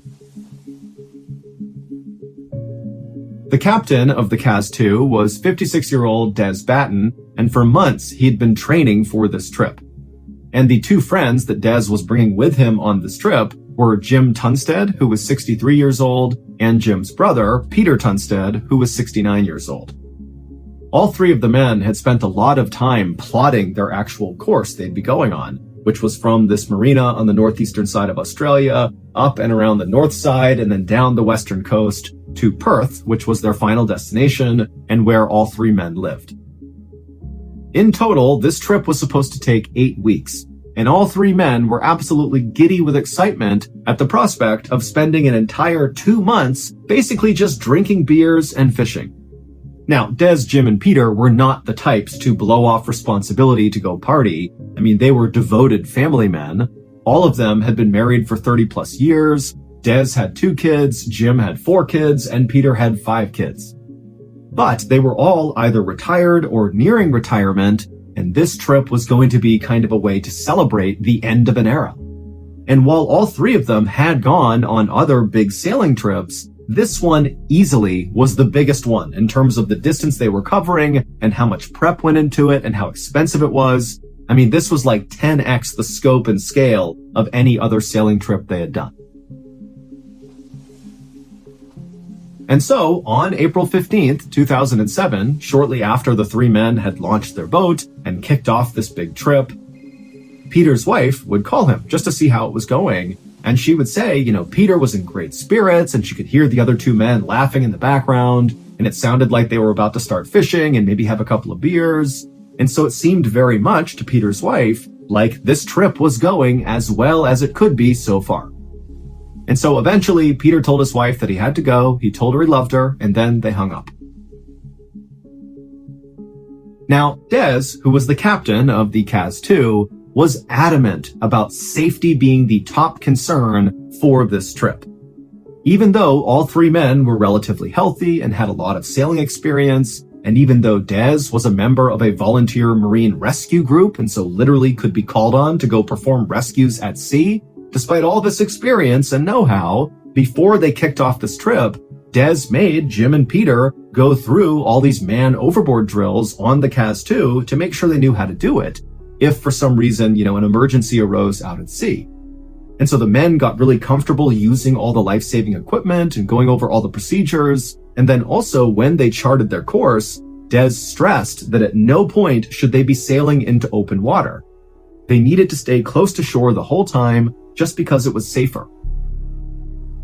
And so when Jim began filming a video around 10 a.m. on the day they set sail for this trip, you can clearly see the shore in the background of this video, so they're following the course they had planned.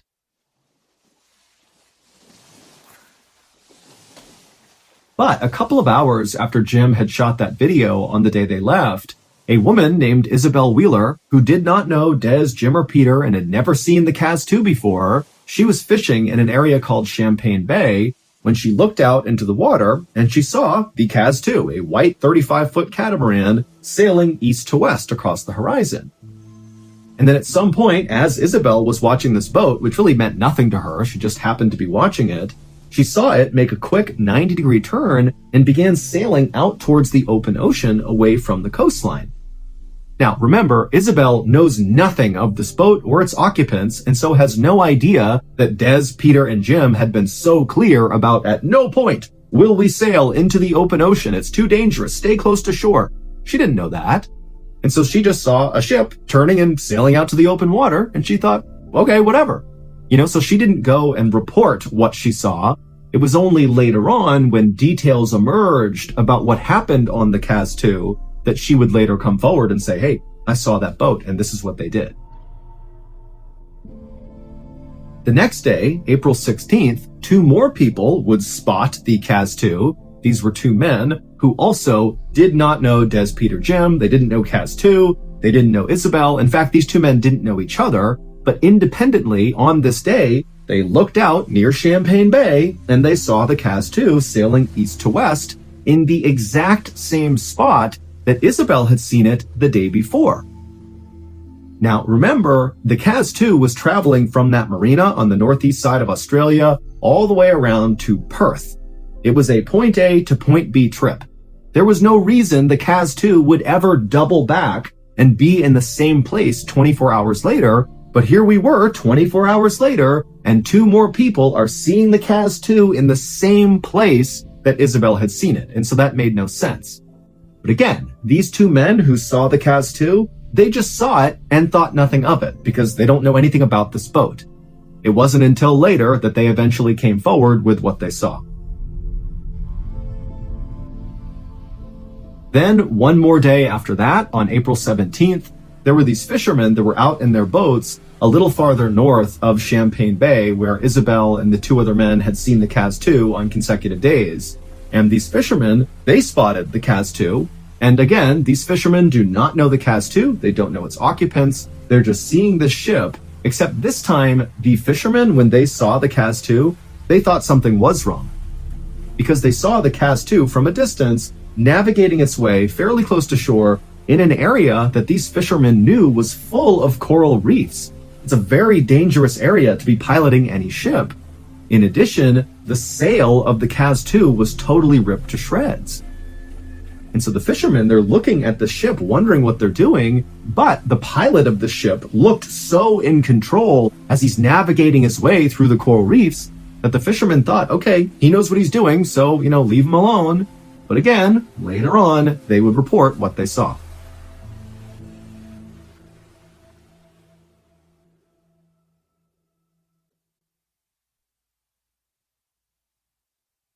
It wasn't until the next day, April 18th, so 3 days after Des, Peter, and Jim had set sail, that anybody realized there was an issue with the crew of the Kaz 2.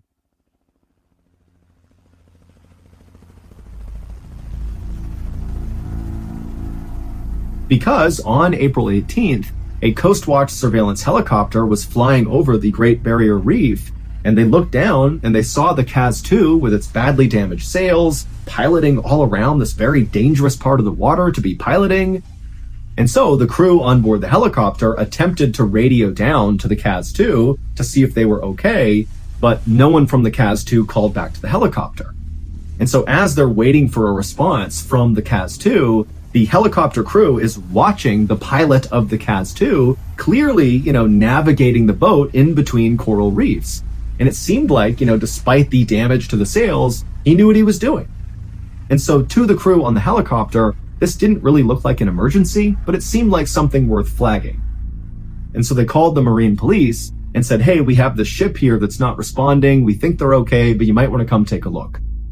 And so the Marine police, they would come out to the area where the helicopter had said they had seen the Kaz 2, and when they got there, the Kaz 2 was gone. At this point, the Marine police got some information about the boat, Kaz 2, and discovered who owned the boat and who was on this trip, so Des, Peter, and Jim, and the police would get in touch with all of their families, and they would all tell police that besides Peter's wife, who talked to Peter on that morning they left, no one had heard from any of the men. They had gone totally silent since that first day. And so when police heard this, they knew this had to be some kind of emergency, and so a search was launched to find the Kaz 2.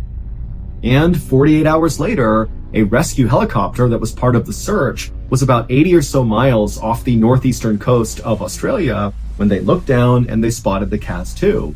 And it still had all torn up sails and it was kind of spinning listlessly in the water. And from the helicopter, they couldn't see anybody on board the ship. It was totally vacant on the deck. Now, at this point, authorities really have no idea what's going on with this boat or its occupants. It was possible that maybe they had been hijacked, and so Des, Peter, and Jim could be held hostage down below, along with the people that took them hostage. Or maybe the boat just got stolen, and Des, Peter, and Jim are not on this boat, and that it's just the criminals on board, and again, they're down below, hidden from view.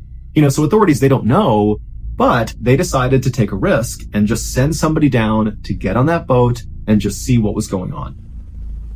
So a rescue officer on board the rescue helicopter named Corey Benson was lowered by a rope where he was dropped into the water, and then Corey swam by himself over to the Cas 2 and he climbed up the side of the boat and he stepped onto the deck, and right away he noticed it was kind of like eerily quiet on board the boat. There was nobody he could see, and there was no sign of any disturbance, minus the sails of the ship being all tattered. And for a second, Corey thought about maybe calling out for Des, Peter, and Jim to see if they were down below and could come up and solve this mystery. Then he also worried that if he called out, there could be some bad people on board this boat, and he didn't want to draw their attention. And so Corey was quiet and just began walking towards the front of the boat. And as he did, he began to notice signs that people must have recently been on board this boat doing normal things. Like, for example, there was a fishing rod that was cast out into the water that was anchored to a post on the side of the boat that looked like it had just been operated minutes ago. There was a blue mug of coffee that was just sitting on a table that looked like maybe someone had been drinking from it recently. There was a neatly folded t-shirt on another chair with a set of glasses on them. I mean, there was just all these kind of tells that this was a boat that was being used recently. And when Corey actually got to the front of the boat where the captain would stand, he saw the engine was actually still on. It was idling. And so Corey turned it off. Now, at this point, Corey knew his next step was going down the stairs and opening up the door that led into the cabin down below to see if Des, Peter, and Jim were down there. But he also knew when he went down there, despite there being backup up in the helicopter and more people making their way out here, Corey would be all alone if there were criminals or bad people down there. But this was his job. And so after taking a deep breath, he turned and walked down the few steps, and he got to the door that led to the cabin. He grabbed the handle and he opened it up. And the room he was walking into was kind of like a half living room, half kitchen area. And he saw there was this table, and on it was a newspaper that was dated April 15th, so the day the Cas set sail. And then on the wall behind the newspaper was a calendar where days had been marked off all the way through April 14th. April 15th was not marked off. But also nearby on a table was a computer that was still plugged in and on and looked very much like someone had just been using it. And also there were plates of food that were out that didn't look that old that also seemed like people must have just been eating from them. And then also Corey could see past this common area into the bedroom, and very obviously the bunks inside of there had been slept in. And so basically everything seemed like it was where it should be. There was just one problem. Des, Peter, and Jim were not on this ship. There was no sign of where they were. They were just gone. And there was nobody else on board the ship. It was just completely abandoned with no sign of what happened.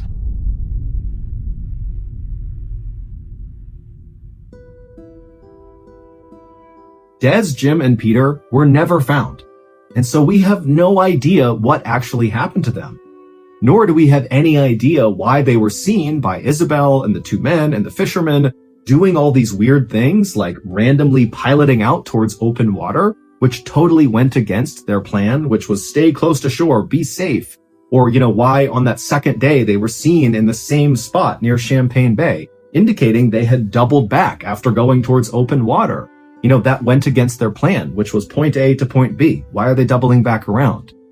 And so unfortunately, this whole thing is just one big mystery that has yet to be solved.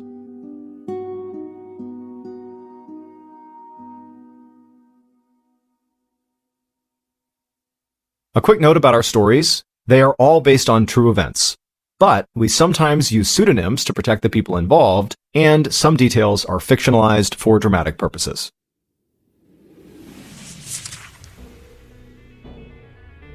Thank you for listening to the MrBallen podcast. If you enjoyed today's stories and you're looking for more bone-chilling content, be sure to check out all of our studio's podcasts. This podcast, the MrBallen podcast, and also MrBallen's Medical Mysteries, Bedtime Stories, Wartime Stories, Run Fool, and Redacted. Just search for Ballen Studios wherever you get your podcasts to find all of these shows. To watch hundreds more stories just like the ones you heard today, head over to our YouTube channel, which is just called MrBallen. So that's going to do it. I really appreciate your support. Until next time, see ya.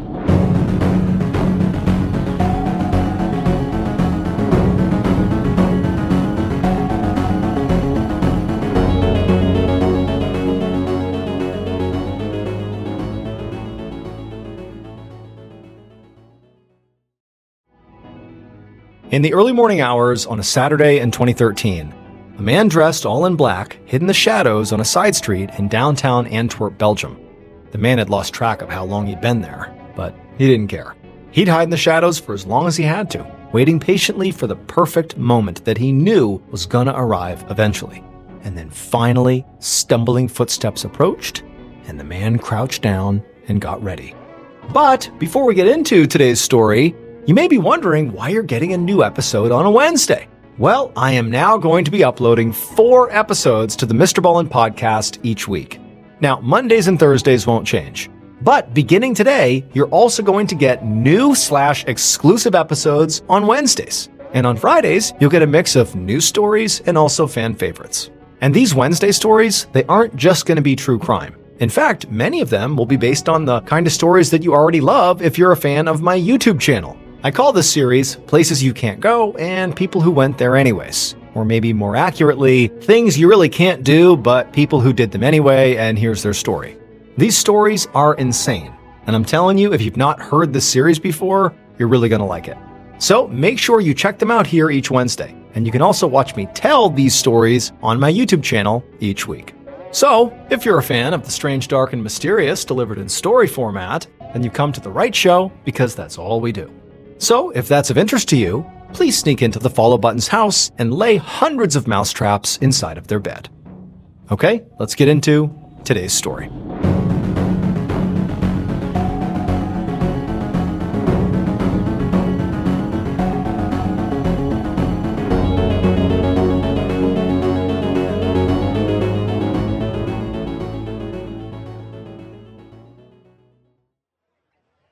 After midnight on Saturday, October 19th, 2013, a 23-year-old man named Ode Egilus stood at the bar in a packed dance club in Antwerp, Belgium. The bartender slid 2 shot glasses across the bar towards Ode, and he grabbed both of them, he held one, and he handed the other to his friend, Kevin Rodriguez Fuentes, who was standing right behind him. It was Kevin's birthday. So Ode raised his shot glass and shouted happy birthday in Spanish over the pounding dance music, and then the 2 young men slammed back their drinks. Ode had moved to Antwerp, Belgium from Spain about 6 months earlier when he had gotten a job as a computer engineer. When he'd arrived, he hadn't known anybody. But he'd met Kevin at a beer festival, and the 2 of them had gotten along right away. And Kevin was from the area, so he'd introduced Ode to a bunch of his friends and shown him the best spots to hang out in the city, and the 2 had gotten very close very quickly. Now, standing at the bar after, taking their shots, Kevin tapped on Ode's shoulder and he pointed out at the dance floor and he grinned because there was a group of young women about their age all dancing together out there. And so the 2 young men, they headed out to the dance floor to go speak with these girls. And from this point on, the night really became a blur for Ode, who kept going back and forth from the dance floor back to the bar for more drinks. But, despite that, Ode was having a great time. It was really nights like this that made him feel like Antwerp was his new home. But he also knew if he stayed out much longer here, he might end up passing out right on the dance floor. So Ode and Kevin and some friends they had just met on the dance floor stumbled out of the club and into the city. When they got out there, the streets were pretty empty. And so Ode reflexively pulled his phone out of his pocket and looked at the time. Now, his vision was fuzzy, but even still, one-eyeing it, he could see that it was close to 4 a.m. And given the fact that it was so late, basically it was the next day at this point, he just told the group good night, and then he turned around to start walking home to go to bed. The next morning, O'Day's friend, Kevin, woke up with a pounding headache. His eyes fluttered open and he looked around and he let out a sigh of relief because he was safely in his bedroom in his apartment in Antwerp. He had been so drunk by the end of his birthday celebration the night before that he literally didn't remember getting home. And so now, painfully, he rolled over and grabbed his phone off the nightstand and reflexively texted O'Day, along with another friend that had been out with him the night before, asking how they were feeling. The other friend texted right back, but O'Day did not respond. But this didn't really worry Kevin that much. I mean, he's horribly hungover. O'Day has to be as well, and so he likely is just sleeping it off, and he'll be in touch when he wakes up. However, all day that day, Kevin did not hear from O'Day. And then the next day, October 20th, when still Kevin has not heard from O'Day, he really started to get worried. But when Kevin called O'Day to check on him to make sure he was okay, when he put the phone to his ear, it didn't ring. Instead, it went straight to O'Day's voicemail, like his phone was turned off. And to Kevin, this was pretty unusual. O'Day was usually very responsive, even with a hangover. And by this point, Kevin had given him a full day, 24 hours to recover, like he should be in touch by now. What's going on? So Kevin called the other friend who they'd gone out with, who had texted him back the day before, to see if maybe O'Day had checked in with him. But that friend said he also had not spoken to O'Day. And so at this point, Kevin hung up and just decided to go to O'Day's house and literally physically check on him. However, when Kevin arrived at O'Day's house, he found O'Day's roommates, but no O'Day. O'Day's roommates did not know O'Day very well, so they didn't know what was sort of normal and not normal behavior. So when he had gone out for Kevin's birthday party and didn't come back, they just figured he was crashing at a friend's place or something. But to Kevin, this was unusual. To hear that he had not come back, that was not normal. He would know if, O'Day was at a friend's house. And so Kevin was starting to panic. But then Kevin remembered one of his and O'Day's mutual friends had recently gone out of town for a wedding. And so Kevin thought, maybe that's where O'Day is. He's gone with her to the wedding, and that's why he's not here, and that's why he's not answering his phone. So Kevin left O'Day's house and called this friend, a young woman whose name was Oyane. He was hoping that she would have an explanation for everything, but instead, when she answered the phone, it was obvious from her voice that she was also freaking out about O'Day. Oyane said she also had been calling O'Day nonstop over the past day or so, and she couldn't get in touch with him. And so it was becoming clear that nobody had seen O'Day since the night of the birthday party when he set off around 4 a.m. to walk home drunk from the bar. Kevin had no idea what he was supposed to do, but he felt like his friend was in trouble. So he contacted the police and officially reported O'Day missing. The following day, Monday, October 21st, Kevin sat in a small room across from members of the missing persons unit of the Belgian National Police. And as soon as the officers started asking Kevin questions, it became clear that this was going to be a very frustrating meeting for everybody. Because no matter how hard Kevin tried, he literally couldn't remember much at all. His memory of his and O'Day's night out on his birthday were really just blurry images and pieces of random conversations because, he was drunk. But Kevin did manage to remember what O'Day had been wearing. He had a gray hooded sweatshirt and a black and white checkered scarf. And he also knew the area of town specifically where they had gone out. But really that was it. And so by the time Kevin left the police station, he felt like he was really letting his friend down.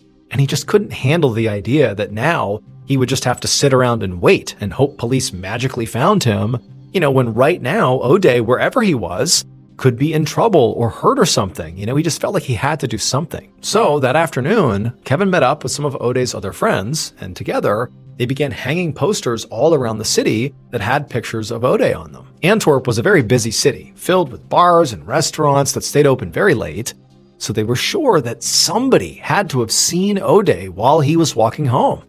He couldn't have just disappeared into thin air. People don't do that. Meanwhile, detectives in the missing persons unit got to work. Now, Kevin had not given them a ton to go on, but knowing where in the city he and O'Day had gone out and what O'Day had been wearing did actually turn out to be quite helpful, because with this basic information, police were able to collect CCTV surveillance camera footage from outside of the bars, restaurants, and street corners where Kevin and O'Day had been. And it didn't take them long to pick up on O'Day's trail. The investigators were hoping to find footage of O'Day getting into a cab or some other vehicle, or maybe wandering into a building. or even evidence that he'd been attacked in some capacity. And at first, they thought that is exactly what they'd found, because on camera footage around 4 a.m. on the morning O'Day disappeared, the police saw him wandering down this dimly lit side street on his own. His black and white checkered scarf really jumped out on the footage, and the police watched on video as this man suddenly came out of the shadows and rushed O'Day. The man attacked O'Day and stole what looked like O'Day's wallet right out of his pocket, and then the man took off running. And as disturbing as it was, the footage did not actually surprise the investigators very much. While Antwerp was not a particularly violent place, it was a big city, and drunk people wandering home at night did occasionally get mugged. However, what the investigators saw next on the surveillance footage did completely shock them, because after the mugging, O'Day had pulled himself together and kept heading down the street. And on footage taken a few minutes later from a different camera, the police saw O'Day still wandering on his own when suddenly 2 new men rushed up, attacked O'Day, took his phone, and then they ran away. Meaning, in the span of just a few minutes, O'Day had been mugged twice by 3 different people. And none of the investigators had ever seen anything like that.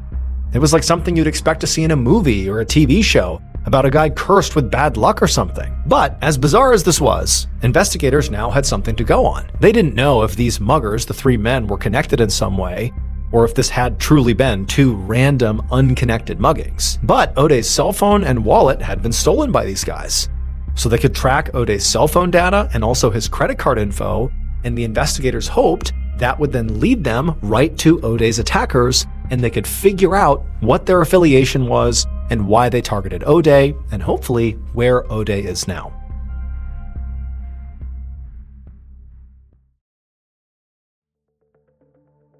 The investigators' plan took a few days, but it did pay off in a big way. By tracking O'Day's credit card, investigators discovered that somebody had attempted to use one of his cards at an ATM in the city. And so they pulled surveillance footage from that ATM to identify the first mugger. Then, by using cell phone tower data and CCTV footage along the route where they saw his cell phone was taken, investigators were able to identify the other 2 attackers involved in the second mugging. And so now they believed they just needed to talk to these thieves to figure out where O'Day was. Fast forward to October 29th, 10 days after O'Day's disappearance, and he still is nowhere to be found. Officers from the Missing Persons Unit interviewed these 3 muggers separately. The police made it clear that they had a pile of evidence here that showed they mugged O'Day shortly before he vanished, so there's no point in trying to deny it. They know what they did. And none of the muggers did try to deny it. In fact, all 3 men admitted that they had jumped O'Day on the street, and they told the police exactly what they had stolen. But they insisted their attacks, the 2 muggings, were not coordinated at all.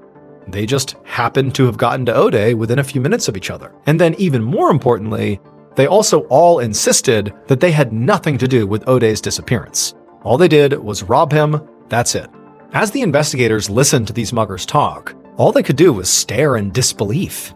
The idea that 3 muggers had randomly committed 2 attacks on the same man within minutes of each other, and that their victim had then disappeared in yet another unrelated incident, seemed almost comical. But no matter how hard the police pressed these guys, they all completely stuck to their stories, which was, we mugged him, and then we ran away, and we never saw him again. The police arrested and held all 3 men in connection to the robberies that they admitted to doing. But their goal, despite what these men have said, was to find enough evidence to still charge them with the kidnapping, or maybe even murder, of O'Day. But then, a new piece of surveillance footage surfaced from a new camera, and this new footage actually showed O'Day moments after the second mugging. And on this footage, investigators didn't see any of the muggers dragging O'Day away or something. Instead, just like the muggers said, they really did take off after that second mugging, and just like he'd done after the first attack, O'Day dusted himself off and just kept on walking down the street and out of the camera's range, but he was alone. And so now, to their complete astonishment, the police had to admit that the muggers might be telling the truth, and that O'Day could have just kept wandering the streets of Antwerp for hours after he'd gotten attacked. They didn't know, but they know the muggers ran away and O'Day was alone, at least briefly after the second attack. And also, this new footage made them realize that to really conduct this investigation, they were going to need to search the entire city to see if anyone, anywhere, had seen O'Day. So, in early November of 2013, about 2 weeks after O'Day's disappearance, Belgium National Police conducted a massive investigation throughout all of Antwerp. They visited all the bars, all the restaurants, all the clubs in the area roughly where O'Day and his friends had been out partying. But no matter who they spoke to, no matter where they went, nobody knew where O'Day was or what happened to him. But as they hit all these dead ends, the investigators' search continued, and it sort of slowly migrated north through Antwerp in the rough direction where O'Day had been last seen walking, away from the city center and towards the banks of the River Scheldt, which runs right through Antwerp on its way to the North Sea. On the evening of November 7th, so by this point it is 19 days since O'Day was last seen, several detectives from the Missing Persons Unit stepped onto the deck of a very unique structure that literally floated on the River Scheldt. The structure was called the Bod Boat. That morning, police boats had been dragging the river itself and were searching the riverbanks with dogs, looking for any signs of O'Day. But the search of this river couldn't be completed without a stop at the Bod Boat. So the Bod Boat was basically a massive club, bar, and high-end restaurant that had been built into a converted ship that was moored right in the middle of the stretch of the river that police were dragging. But the biggest attraction of the Bod Boat was not the food or the dancing. It was the almost Olympic-sized swimming pool that had been built into the deck of the ship, and it looked like it was floating right on top of the river. People referred to it as the world's largest floating swimming pool, and it was always packed. The Bod Boat had a very good, very wide, unobstructed view of the city and the river, and so the detectives were hopeful that if O'Day had passed by, someone on the Bod Boat likely would have been able to see him. So now the detectives split up and began interviewing the Bod Boat staff and the patrons, asking if any of them remembered seeing a young man in a distinctive black and white checkered scarf on the morning he went missing. Now, at this point, pretty much everybody in the city had already heard of O'Day. I mean, his face was plastered on posters everywhere, and people really wanted to help. But as detectives talked to everybody at the Bod Boat and the pool and the bar and the restaurant, everybody, as much as people wanted to help and thought they might have tips that could help, nobody had anything that was meaningful. And so eventually, the investigators had to leave the Bod Boat, and they just spent the rest of the afternoon on the banks of the river watching the Marine unit do its work. But just like on the Bod Boat, there was nothing found in the river itself.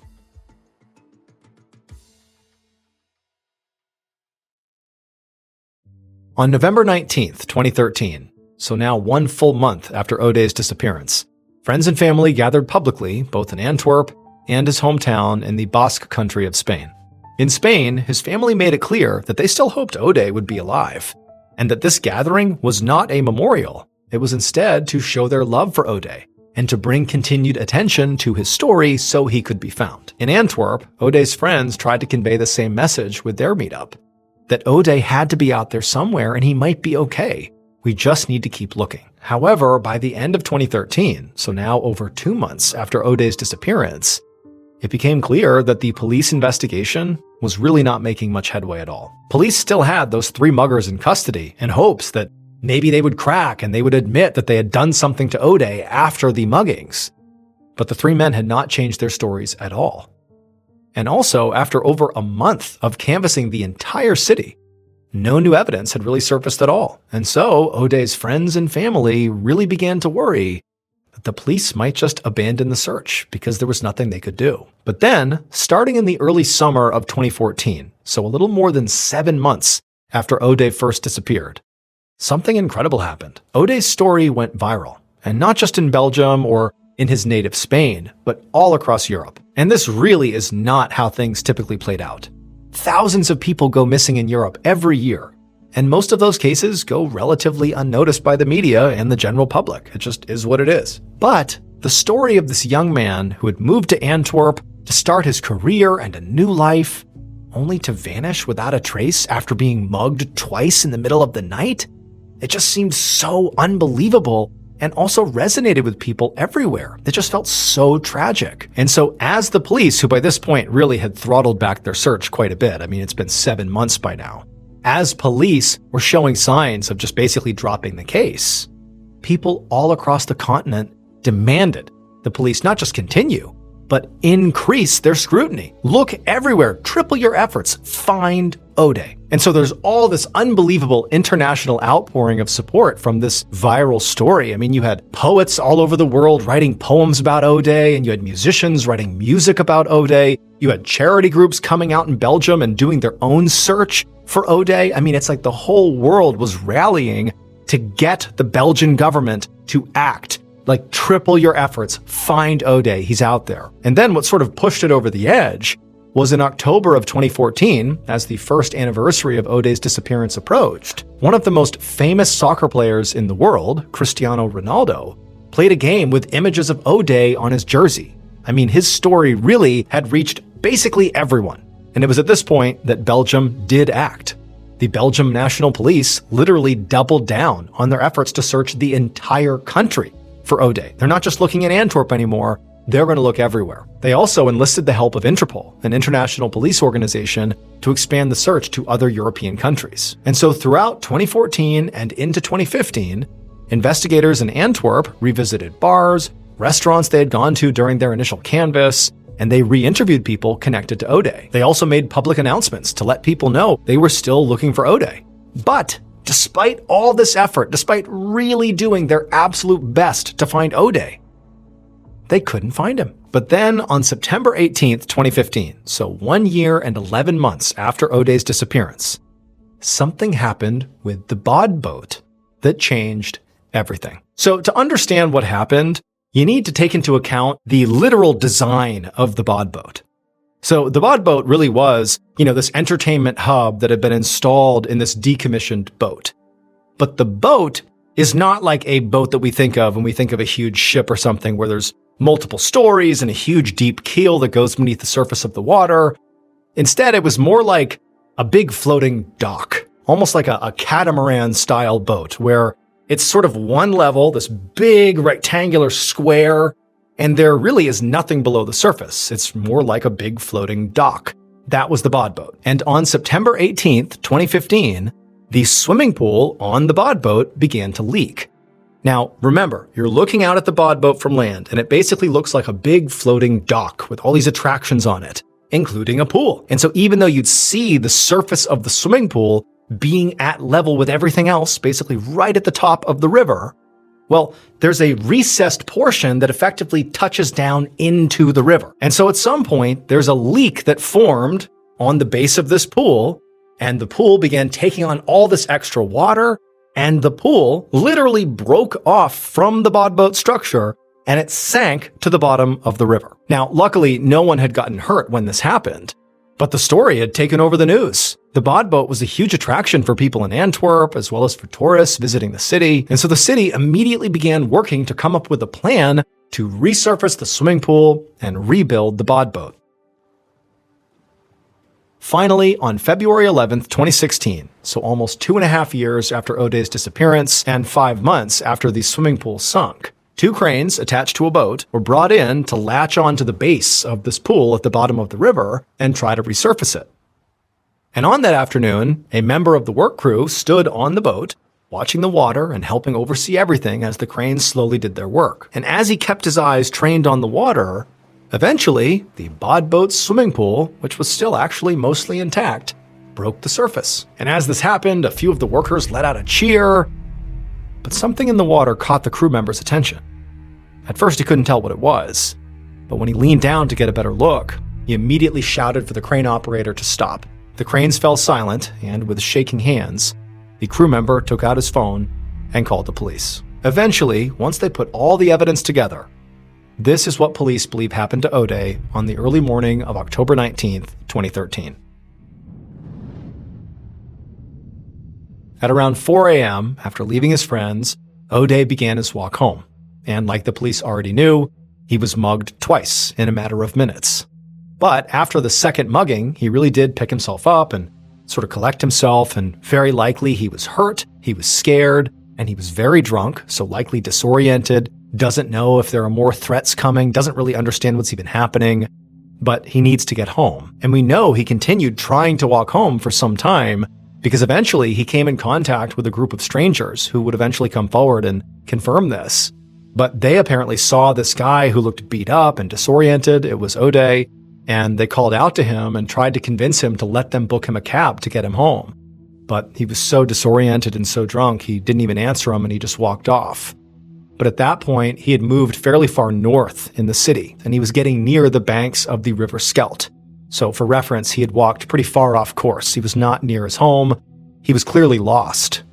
And at some point in his disoriented, scared, drunken state, he tripped and actually fell into the river. Now, the shock of landing in the water likely, potentially sobered him up a little bit, but he was really, really drunk. And so even if he had tried to swim and get to shore, there was a strong enough current that it would have been fairly difficult to get out of the water. And so the current ended up pulling him all the way up against the side of the bodboat.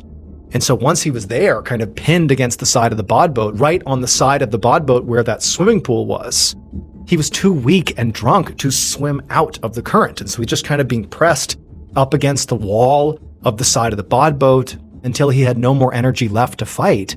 And he was slowly pulled under the surface and forced underneath the bodboat, specifically to the bottom of the recess of the swimming pool, where there's not much space between the bottom of the pool and the bottom of the river. And so he basically got pulled down and got wedged right in that space underneath the pool of the bodboat.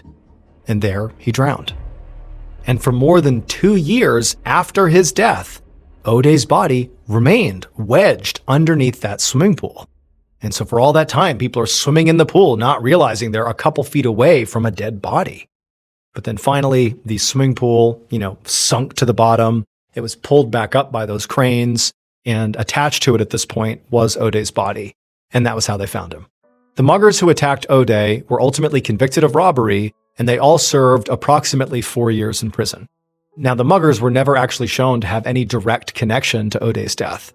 And while authorities believe the most likely scenario is that O'Day simply fell into the water, they were never able to officially rule out foul play.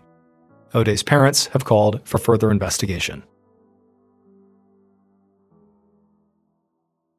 A quick note about our stories. They are all based on true events, but we sometimes use pseudonyms to protect the people involved, and some details are fictionalized for dramatic purposes.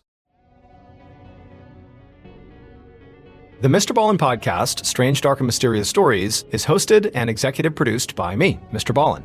Our head of writing is Evan Allen. Our head of production is Zach Levitt. Produced by Jeremy Bone.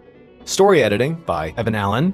Research and fact-checking by Shelley Shue, Samantha Van Hoos, Evan Beamer, Abigail Shumway, and Camille Callahan. Research and fact-checking supervision by Stephen Ear. Audio editing and post-produced by Whit Lacasio and Cole Lacasio, Perry Kroll, and Jordan Stidham. Mixed and mastered by Brendan Kane. Production coordination by Samantha Collins. Production support by Antonio Manata and Delana Corley. Artwork by Jessica Clogston-Kiner. Theme song called Something Wicked by Ross Bugden. Thank you for listening to the MrBallen podcast. And just a reminder, every new and exclusive episode we put out on the MrBallen podcast, you can also now watch on the MrBallen YouTube channel that very same day. And trust me, some of these stories you truly have to see to believe. Again, my YouTube channel is just called MrBallen.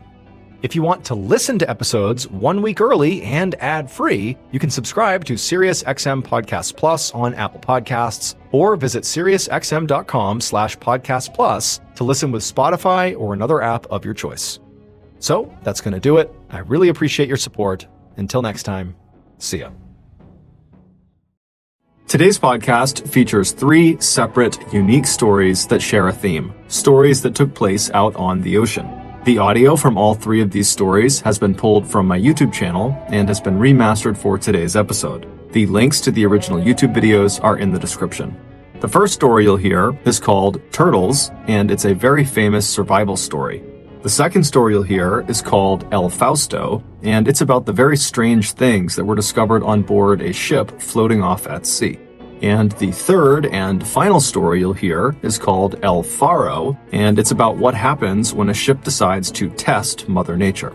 But before we get into today's stories, if you're a fan of the Strange, Dark, and Mysterious delivered in story format, then you've come to the right podcast, because that's all we do, and we upload twice a week, once on Monday and once on Thursday. So, if that's of interest to you, please raise the 5-star review button's office chair all the way up, and then break off the handle. Also, please subscribe to the MrBallen podcast wherever you listen to podcasts so you don't miss any of our weekly uploads. Okay, let's get into our first story called Turtles.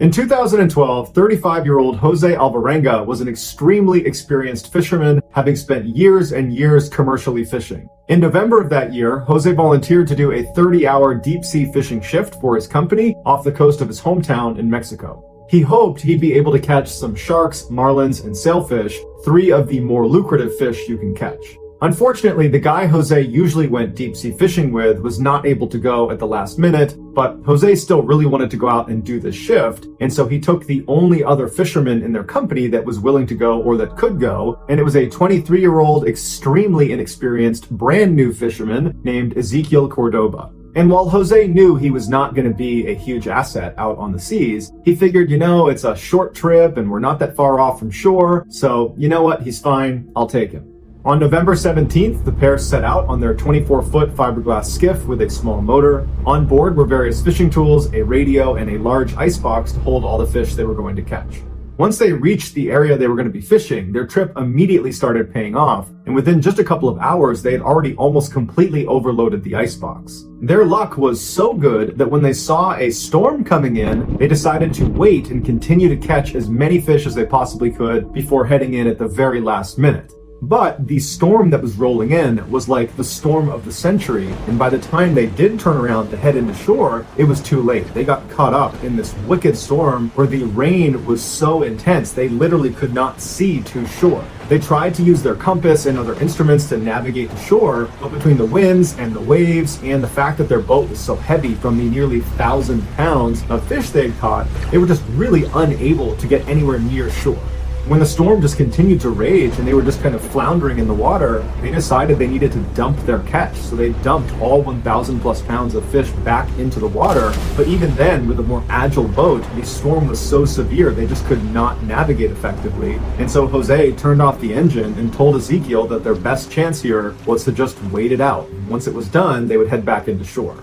But that storm continued to rage for 5 days. The torrential rain never stopped, the waves were huge, the winds were awful, and before long they were getting pulled out to sea and had no idea where they were. Now, they had only planned to be out for 30 hours, so they did not have much in the way of supplies. And so after a few days, they had run out of food and they had run out of water, but luckily, because it was raining so much, they were able to drink the rainwater. But the real immediate problem they were facing is over the course of those 5 days, the storm was just battering their boat. And by the time the storm cleared, their boat was ruined.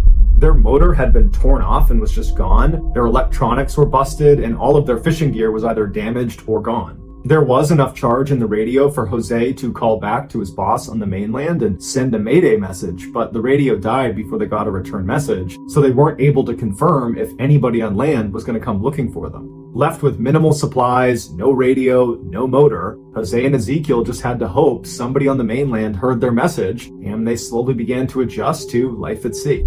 Jose was able to leap into the water and catch turtles, fish, seabirds, and jellyfish with his bare hands, and so that's what they ate. And then the two of them would try to catch rainwater whenever they could, but the majority of the time they had to drink their own urine and turtle blood. Despite their initial optimism that their boss had probably heard their mayday message and would be sending people out to get them, as days turned into weeks and weeks turned into months, they realized that probably no one was coming to find them. Now their only hope was a plane spotted them flying overhead, or perhaps they could drift into a shipping lane and a boat could spot them. But without any way of navigating their boat, they really were just leaving it up to luck. Despite their dire situation, Jose stayed really positive and he focused on catching food and catching water, and he tracked the time really diligently by tracking the phases of the moon. Ezequiel, however, just did not have a significant role on the boat because he just wasn't skilled enough, and so he found himself sitting in the boat most of the time doing a whole lot of nothing, and he fell into a deep depression. He was not accustomed to being out on the water the way Jose was. Jose had been raised on the water. He practically only ate seafood, and a lot of it he ate raw. So in a way, Jose was kind of at home, Ezekiel was not. And then by the 4th month, Ezekiel just could no longer stomach the food they were eating. He would just get sick every single time. And so he just kind of gave up and he stopped eating. And even though Jose urged him to eat and would get him food, he didn't eat it, and eventually he starved to death. Even though Ezekiel was not a huge asset in terms of helping them survive, he did provide Jose an enormous amount of comfort. It was like you had your partner in crime here, and then once he died, Jose was alone for the first time in nearly half a year, and he fell into a very dark depression. And for 6 days, he did not touch Ezekiel's body. He just sat there and stared at him and even contemplated taking his own life.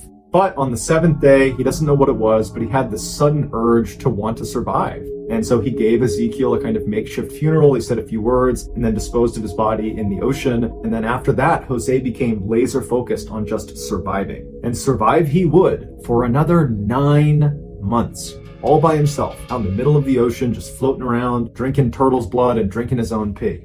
But after those 9 months, he would finally see the thing he had been dreaming about: land.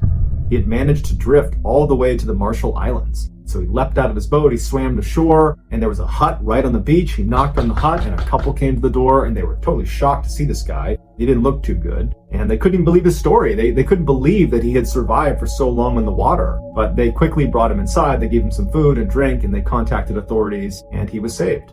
His parents and young daughter, when they found out he was alive, they were overjoyed. They, along with everybody else, believed he had perished. They had sent out a search party for them, and they'd found pieces of their boat that had broken off in the storm, and so they assumed, they must have sank. Then, in a strange turn of events, shortly after he got home, people began accusing him of lying about what happened. People said he looked too good to have been out on the open ocean for 14 months. He should have been emaciated, and at the very least, he should have had scurvy. But doctors would say he ate so many turtles and seabirds that he was pretty well fed. And turtles and seabirds contain a high level of vitamin C that would have protected him from scurvy. Other skeptics said it would have been impossible for his skiff to float the 6,000 miles to the Marshall Islands where he ultimately found land. But then a study done at the University of Hawaii confirmed there was a current that would have pulled him from the coast of Mexico straight into the Marshall Islands. And then lastly, Ezekiel Cordoba's family accused Jose of killing Ezekiel and eating his body for sustenance. That's the only way he was able to survive. But Ezekiel roundly rejected that and took multiple lie detector tests that proved he did not do that. Today, Jose lives in a small town in El Salvador, completely surrounded by land, and he says he doesn't go anywhere near the water. The next story is called El Fausto.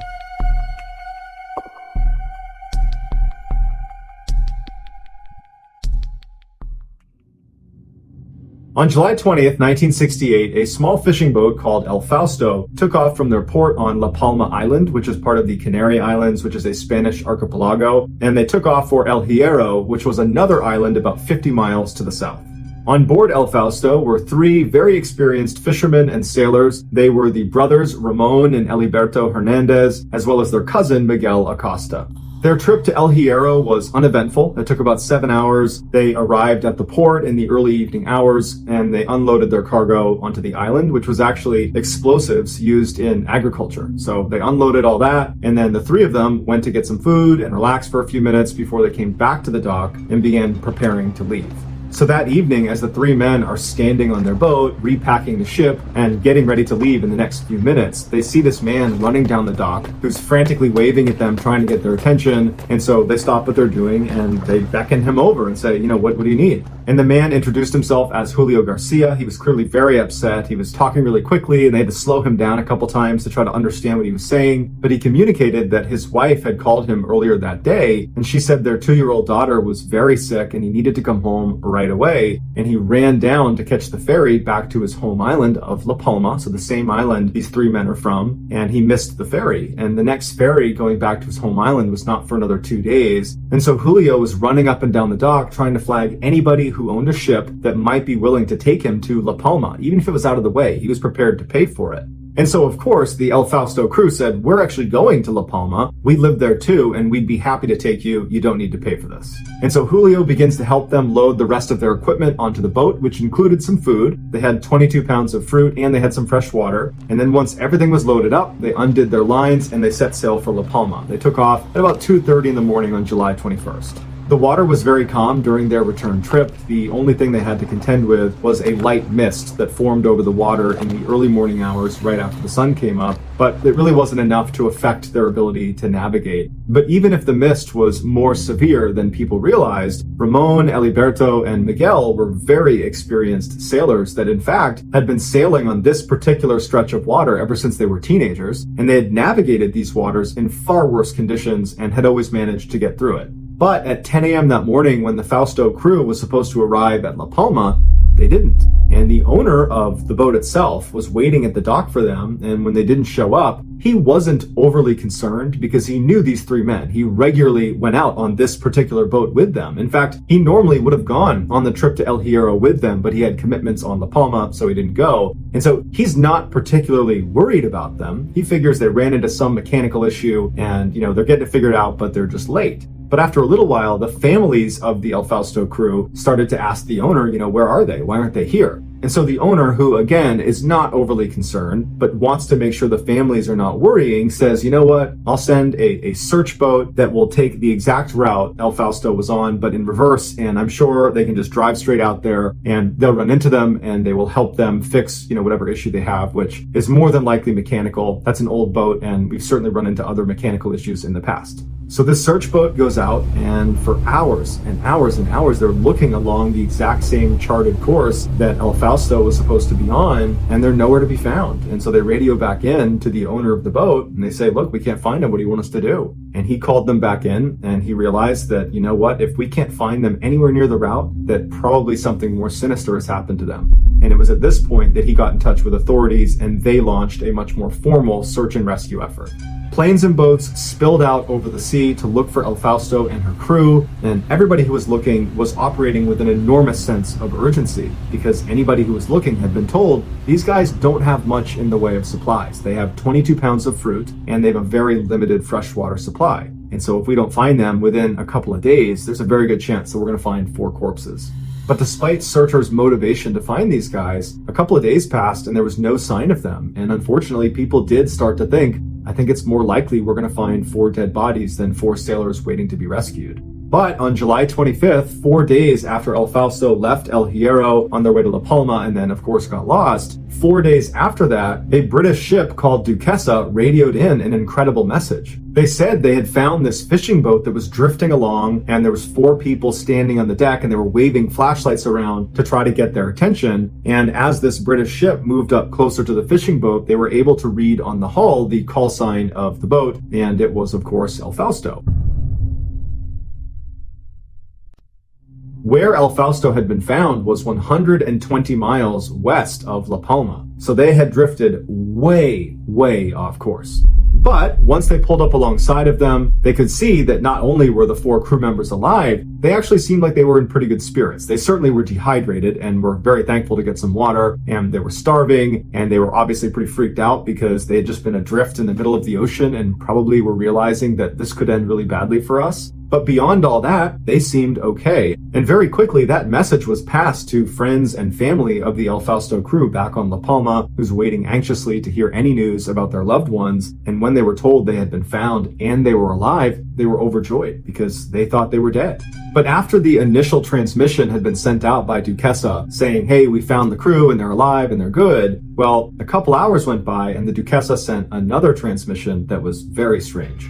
They said the crew of El Fausto was refusing to be towed back home. They were saying that our boat's just fine, we're good, we just need a couple of supplies and we'll be on our way. And so the captain of Duquesa says to the men, then why are you out here? How did you get 120 miles west of La Palma? Something had to have gone wrong with your boat. So what happened? But the men didn't really answer his question. They just said, oh no, there's nothing wrong with our boat. There's no mechanical issues. Everything's fine. We appreciate your offer, but we just need a couple of supplies and we'll be on our way. Even Julio, who had made this special effort to get home to his sick daughter and to see his wife, Even he is saying, no, we don't need a tow, we're good. And so the captain of the Duquesa is looking at these guys thinking, what am I missing here? You just drifted 120 miles away. You probably should have died. You're very lucky that we happened to find you in the middle of the Atlantic Ocean. Had we not found you, you probably would have died of dehydration in the next couple of days. And so we've found you. We're offering to bring you to shore to guarantee that you will get to see your sick daughter and to see your wife and for you all to see your families and your friends. And you're telling us to leave, and you're telling us that there's nothing wrong with your boat when clearly something happened. But the captain of the Duquesa could not convince them to get towed in. They were totally not going to do it. And apparently they were very polite about it. They said, look, we really appreciate the offer, but really our boat is just fine. We just need some food, water, cigarettes, and some fuel, and we'll be good. And so ultimately, the crew of the Duquesa obliged their request, and they gave them 18 hours worth of fuel along with a whole bunch of cigarettes and water and food. And they watched as the four men sailed east towards La Palma, and they were waving the whole time. Everything seemed fine. And then they vanished over the horizon. And the captain of Duquesa would call in over the radio that based on where they were and how close they were to La Palma, they should expect to see them arriving at port at about 7 p.m. that night. Back on La Palma, friends, family, and hundreds of other people from the island went down to the dock and were drinking wine and having a big party, celebrating the imminent return of their friends and their loved ones. But unfortunately, 7 p.m. came and went, and they didn't show up. And so, of course, the family of the crew became very worried that, oh my gosh, this nightmare is starting all over again. And the owner of El Fausto came over to them and reassured them that he's been in touch with the authorities who were speaking to the captain of the Duquesa, who were speaking to our friends and family and loved ones on El Fausto, and everything's fine. They have all the supplies they need. They have all the fuel they need. I'm sure they're just running a little bit late. Everything is totally fine. And so friends and family and some diehard supporters stayed down at the dock for several more hours until it became clear that something's gone wrong, and unfortunately this nightmare is not over.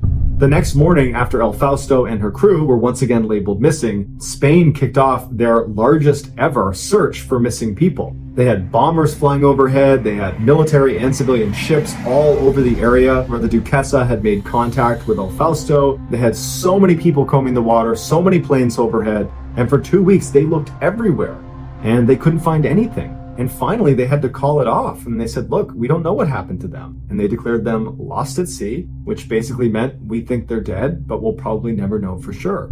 2 months later, on October 9th, an Italian merchant ship called the Anna de Mayo, who was on their way to Venezuela, spotted a small fishing boat way off in the distance that was just bobbing around aimlessly. And the first thing they noticed was this ship is far too small to be making a cross-oceanic voyage. They shouldn't be out here. And as they got closer, they could tell that there was no one standing on deck or in the cabin. There's no one driving this boat. And so finally they got so close they could read the hull, and it says El Fausto.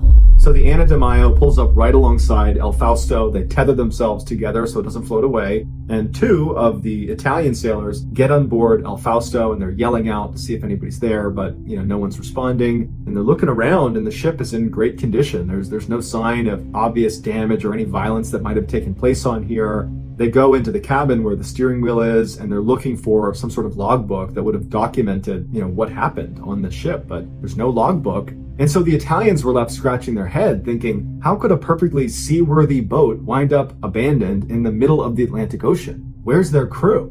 But they still needed to go down below into the little space that was the engine room. And so the two sailors that had boarded to look around, they make their way over to the section of the deck where there's this hatch that they open up, and they look down and they smell this horrible smell, and they turn on their light, and they're met with this horrible and inexplicable scene.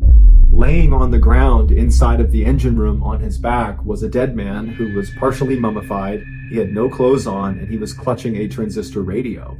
And so the two Italians that found him, they stepped back and they had to compose themselves. And then one of them actually went down to look around for clues and see if perhaps there's other bodies down there. And so when he went down, it was just the one body, and he could only find one other clue. And it was this small notebook that was positioned right behind the dead body that they didn't see when they first looked down. So the Italian sailors leave the engine room and they take the notebook back to their ship, and they open it up, and the first thing they see is the middle section of the notebook has been torn out. In fact, 28 pages were missing, and all they were left with was a couple of pages at the beginning and a single page at the end. The first couple of pages just were a couple of notes and some simple math calculations. Nothing significant. The last page appeared to be a farewell of sorts, but the language that was used was a little bit confusing and it was difficult to read, and so the Italians were not entirely sure what any of it actually meant. And so they figured it would be best to just give the notebook to authorities and they could figure out what it meant. And so the captain of the Ana de Mayo radios in to Spanish authorities that they've found El Fausto and that they intend to tow it back to Venezuela, where they were already going, at which point they'll turn over everything they found and authorities can take it from there. So the Italians put a tow line on the bow of El Fausto and began towing. 2 days later, Spanish authorities received a crushing telegram. Apparently the night before, as El Fausto was being towed, it suddenly lurched forward and went bow down into the water and sunk so rapidly that it ripped the tow line off of the back of the Ana de Mayo and was underwater well before they could do anything to try to stop it. The crew of the Ana de Mayo swore they had followed procedure and they knew what they were doing, and this was just kind of a freak thing, but regardless of how or why it happened, the ship was now gone, and so too was the dead body, so they couldn't even positively identify whoever that was. All they had was that notebook they recovered from inside the engine room. The notebook was sent to La Palma, where it was put in front of the families of the 4 men who were on El Fausto, and very quickly, Julio's wife was able to identify his handwriting. He apparently had a unique way of writing, and she was used to reading it, and so she said, that's definitely his writing, and in fact, I recognize that notebook. He kept that notebook to track payments, because he was a mechanic and people requested his services, and that's what he used to track payments. This, of course, meant the dead man inside of the engine room was almost certainly Julio.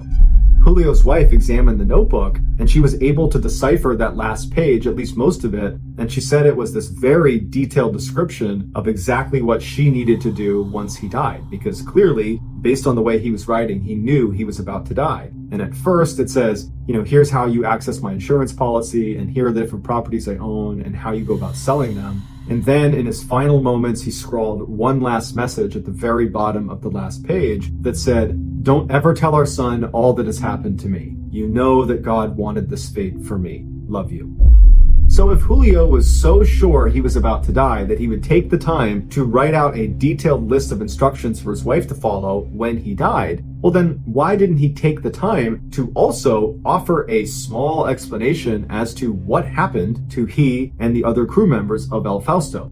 He had to have known that whoever was going to find his dead body in this notebook was going to have an awful lot of questions. Unless he did know that and did write a description, except it was in those 28 pages in the middle of the notebook that had been removed. And if that's the case, then who removed them and why? And where's the rest of the El Fausto crew? And why did they tell the Duquesa that nothing was wrong with their ship? And why didn't they take the tow into shore, which would have guaranteed their safety? There's just so many questions that have never been answered in 50 years. The most widely accepted theory is the crew of El Fausto experienced a series of small but compounding setbacks that, combined with panic, led to really bad decision-making and ultimately their death. Others say there are just too many anomalies and oddities about this case to just be a product of bad decision-making, that there has to be something else going on. And so there are lots of alternative theories about what happened, ranging from abduction to illegal trafficking gone wrong, to perhaps they saw something they shouldn't have. But sadly, no one will know for sure what happened to these guys until there is a major break in the case. And at this point, people are just hoping those missing 28 pages turn up and that those will be able to explain what happened to El Fausto and her crew. The next and final story is called El Faro.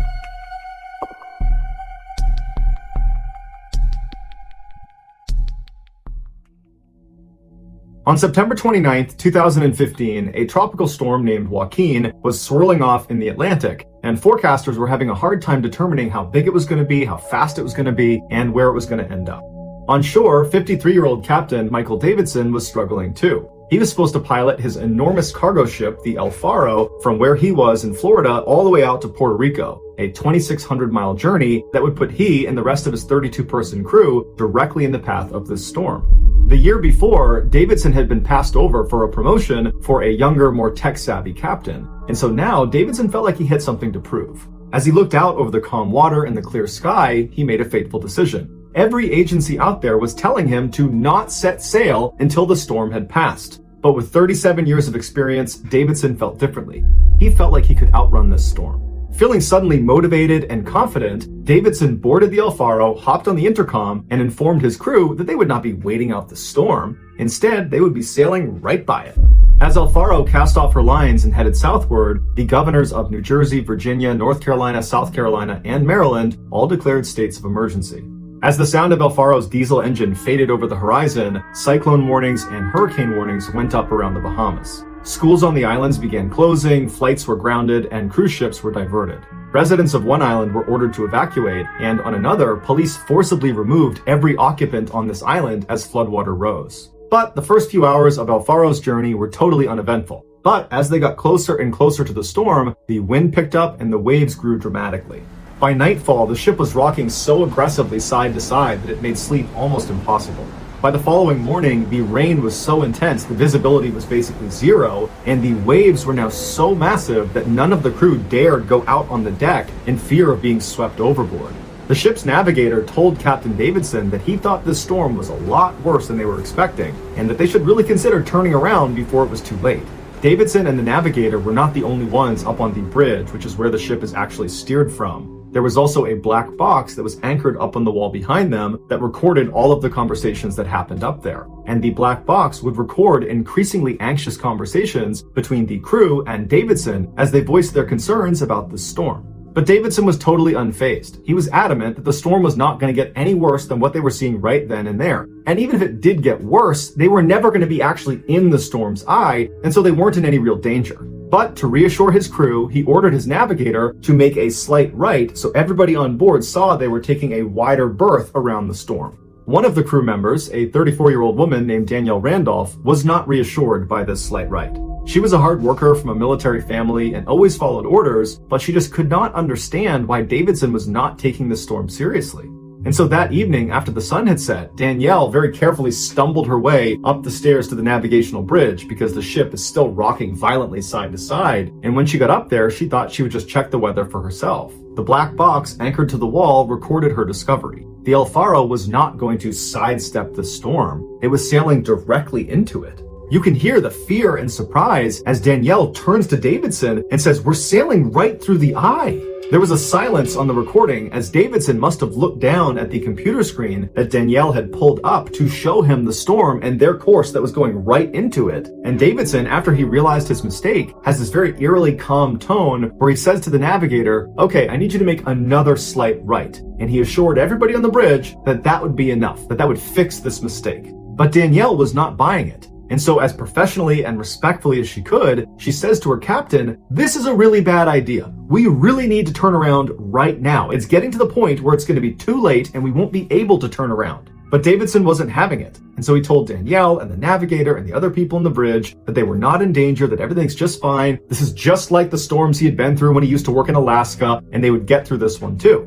Davidson was so confident in his decision-making that he told them he was going to go take a nap downstairs, and if they really needed him, if something serious happened, go and get him. And with that, he left the bridge and went down to his room. As the minutes of the night ticked by, Danielle stayed up in the bridge, and she braced herself against a steel girder and looked out the window at the rain that was just slashing across the window and the waves that were the size of 3-story houses crashing in on either side of them. And then by the morning, when the sun came up, the sky just stayed totally black because they were right outside the eye of the storm. Suddenly, under their feet, Danielle and the navigator and the other people up on the bridge heard this awful clanging metal sound as the constant rocking of the ship had finally loosened up the straps, holding down these massive metal containers down in the cargo hold, and they were now loose, smashing into the inside of the ship. And then they heard an even worse sound, and the black box recorded it too. And that was the shrill of an alarm that meant El Faro was taking on water.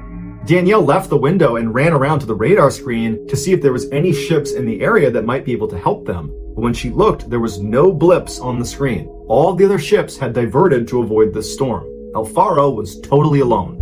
At the sound of the alarm, Davidson came running back up to the bridge, and you hear him on the black box, and he sounds like someone who's acting calm, but there's a tightness in his voice that he's trying to conceal the fact that he's actually probably quite scared. Because at this point, the reality was, the El Faro was now too close to the eye of the storm, and they would be unable to escape its grasp. They were going to get pulled into the eye of this hurricane.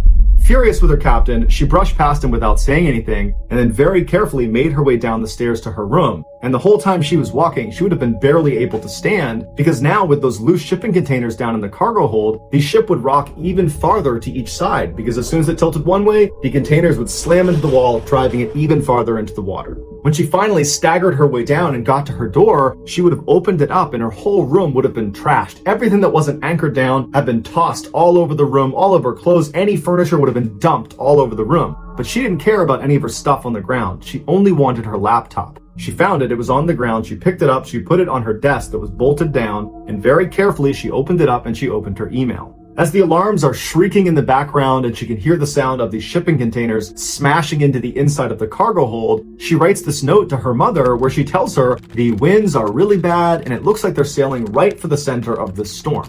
And she's about to hit send when she stops for a second, she looks at her computer screen and she adds one more line. Love to everyone.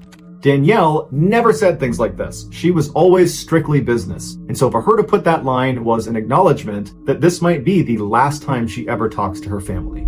Shortly after Danielle hit send on that email, the ship listed hard to one side and then it stayed there. The loose containers down in the cargo hold had finally shifted the ship's center of gravity. Water immediately began pouring into the lower sections of El Faro. Danielle knew it was only a matter of time before the water reached her, and so she leapt out of her room and ran down the hall, which was now sideways. She got to the stairwell and climbed her way up to the bridge. As soon as she got up there, all the people on the bridge were holding onto the center console so they didn't fall up against the wall, and she heard Davidson ordering the navigator to turn the ship into the wind. It was a last-ditch Hail Mary effort where Davidson believed the wind was so strong it would blow the ship back upright. If this didn't work, the ship was going to sink. And so the navigator began desperately turning the wheel, the lights inside of the bridge began to flicker, and the engines growled and vibrated as it churned, trying desperately to get up and over this enormous wave. But as they were just about to crest the top, the engines completely died and it went silent in the bridge. And so now that El Faro is without power, it's just sitting idle in the middle of the storm, and it's getting smashed by these 3-story high waves, and it begins to force the nose of this giant ship to go under and stay under. Davidson breaks the silence by hitting the emergency beacon that notifies the Coast Guard, and then he screams to everybody on the bridge to go downstairs and wake everyone up. We have to get off this ship. On the black box, a new sound is heard, the abandoned ship alarm. At this point, the black box faintly picks up Davidson screaming from somewhere outside of the bridge for people to get in their rafts, get off the boat, get in the water. By this point, the back of the El Faro would have been off the water and the nose would have been almost pointed straight down. And so Davidson is heard coming back up into the bridge, but at this point, the bridge is sideways. It's looking straight down at the water. And it's clear there is another crew member that is stuck inside of the bridge, and he's yelling out to Davidson, Cap, you gotta help me. And Davidson is trying to find him, and he's yelling for him to come to him. And the man tells him he's stuck, he can't go anywhere, he's a goner. And Davidson, with the final words uttered on this black box, would yell to this man, I'm not leaving you, it's time to come this way. And then the black box would cut out because the black box was now underwater. For 3 days, searchers could not even get close to the El Faro wreckage because of the storm. But when they did finally get there, all they could find were 3 life rings, 2 life rafts, and the starboard lifeboat that had been crushed on both sides. A Coast Guard helicopter found a body floating around some of this wreckage, but when they went down to retrieve it, it slipped under the water. 5 days after El Faro's last frantic plea for help, the Coast Guard declared the ship had sunk and everyone on board had died. Thank you for listening to the MrBallen podcast. If you got something out of this episode and you haven't done this already, please raise the 5-star review button's office chair all the way up and then break off the handle. Also, please subscribe to the MrBallen podcast on Spotify, Apple Podcasts, Amazon, Google, and anywhere else you get your podcasts. This podcast airs every Monday and Thursday morning, but in the meantime, you can always watch one of the hundreds of stories I have posted on my YouTube channel, which is just called MrBallen. If you want to get in touch with me, please follow me on any major social media platform and then send me a direct message. My username is @MrBallen, and I really do read the majority of my DMs. Lastly, we have some really cool merchandise, so head on over to shopmrballen.com to have a look. So that's going to do it. I really appreciate your support. Until next time, see ya.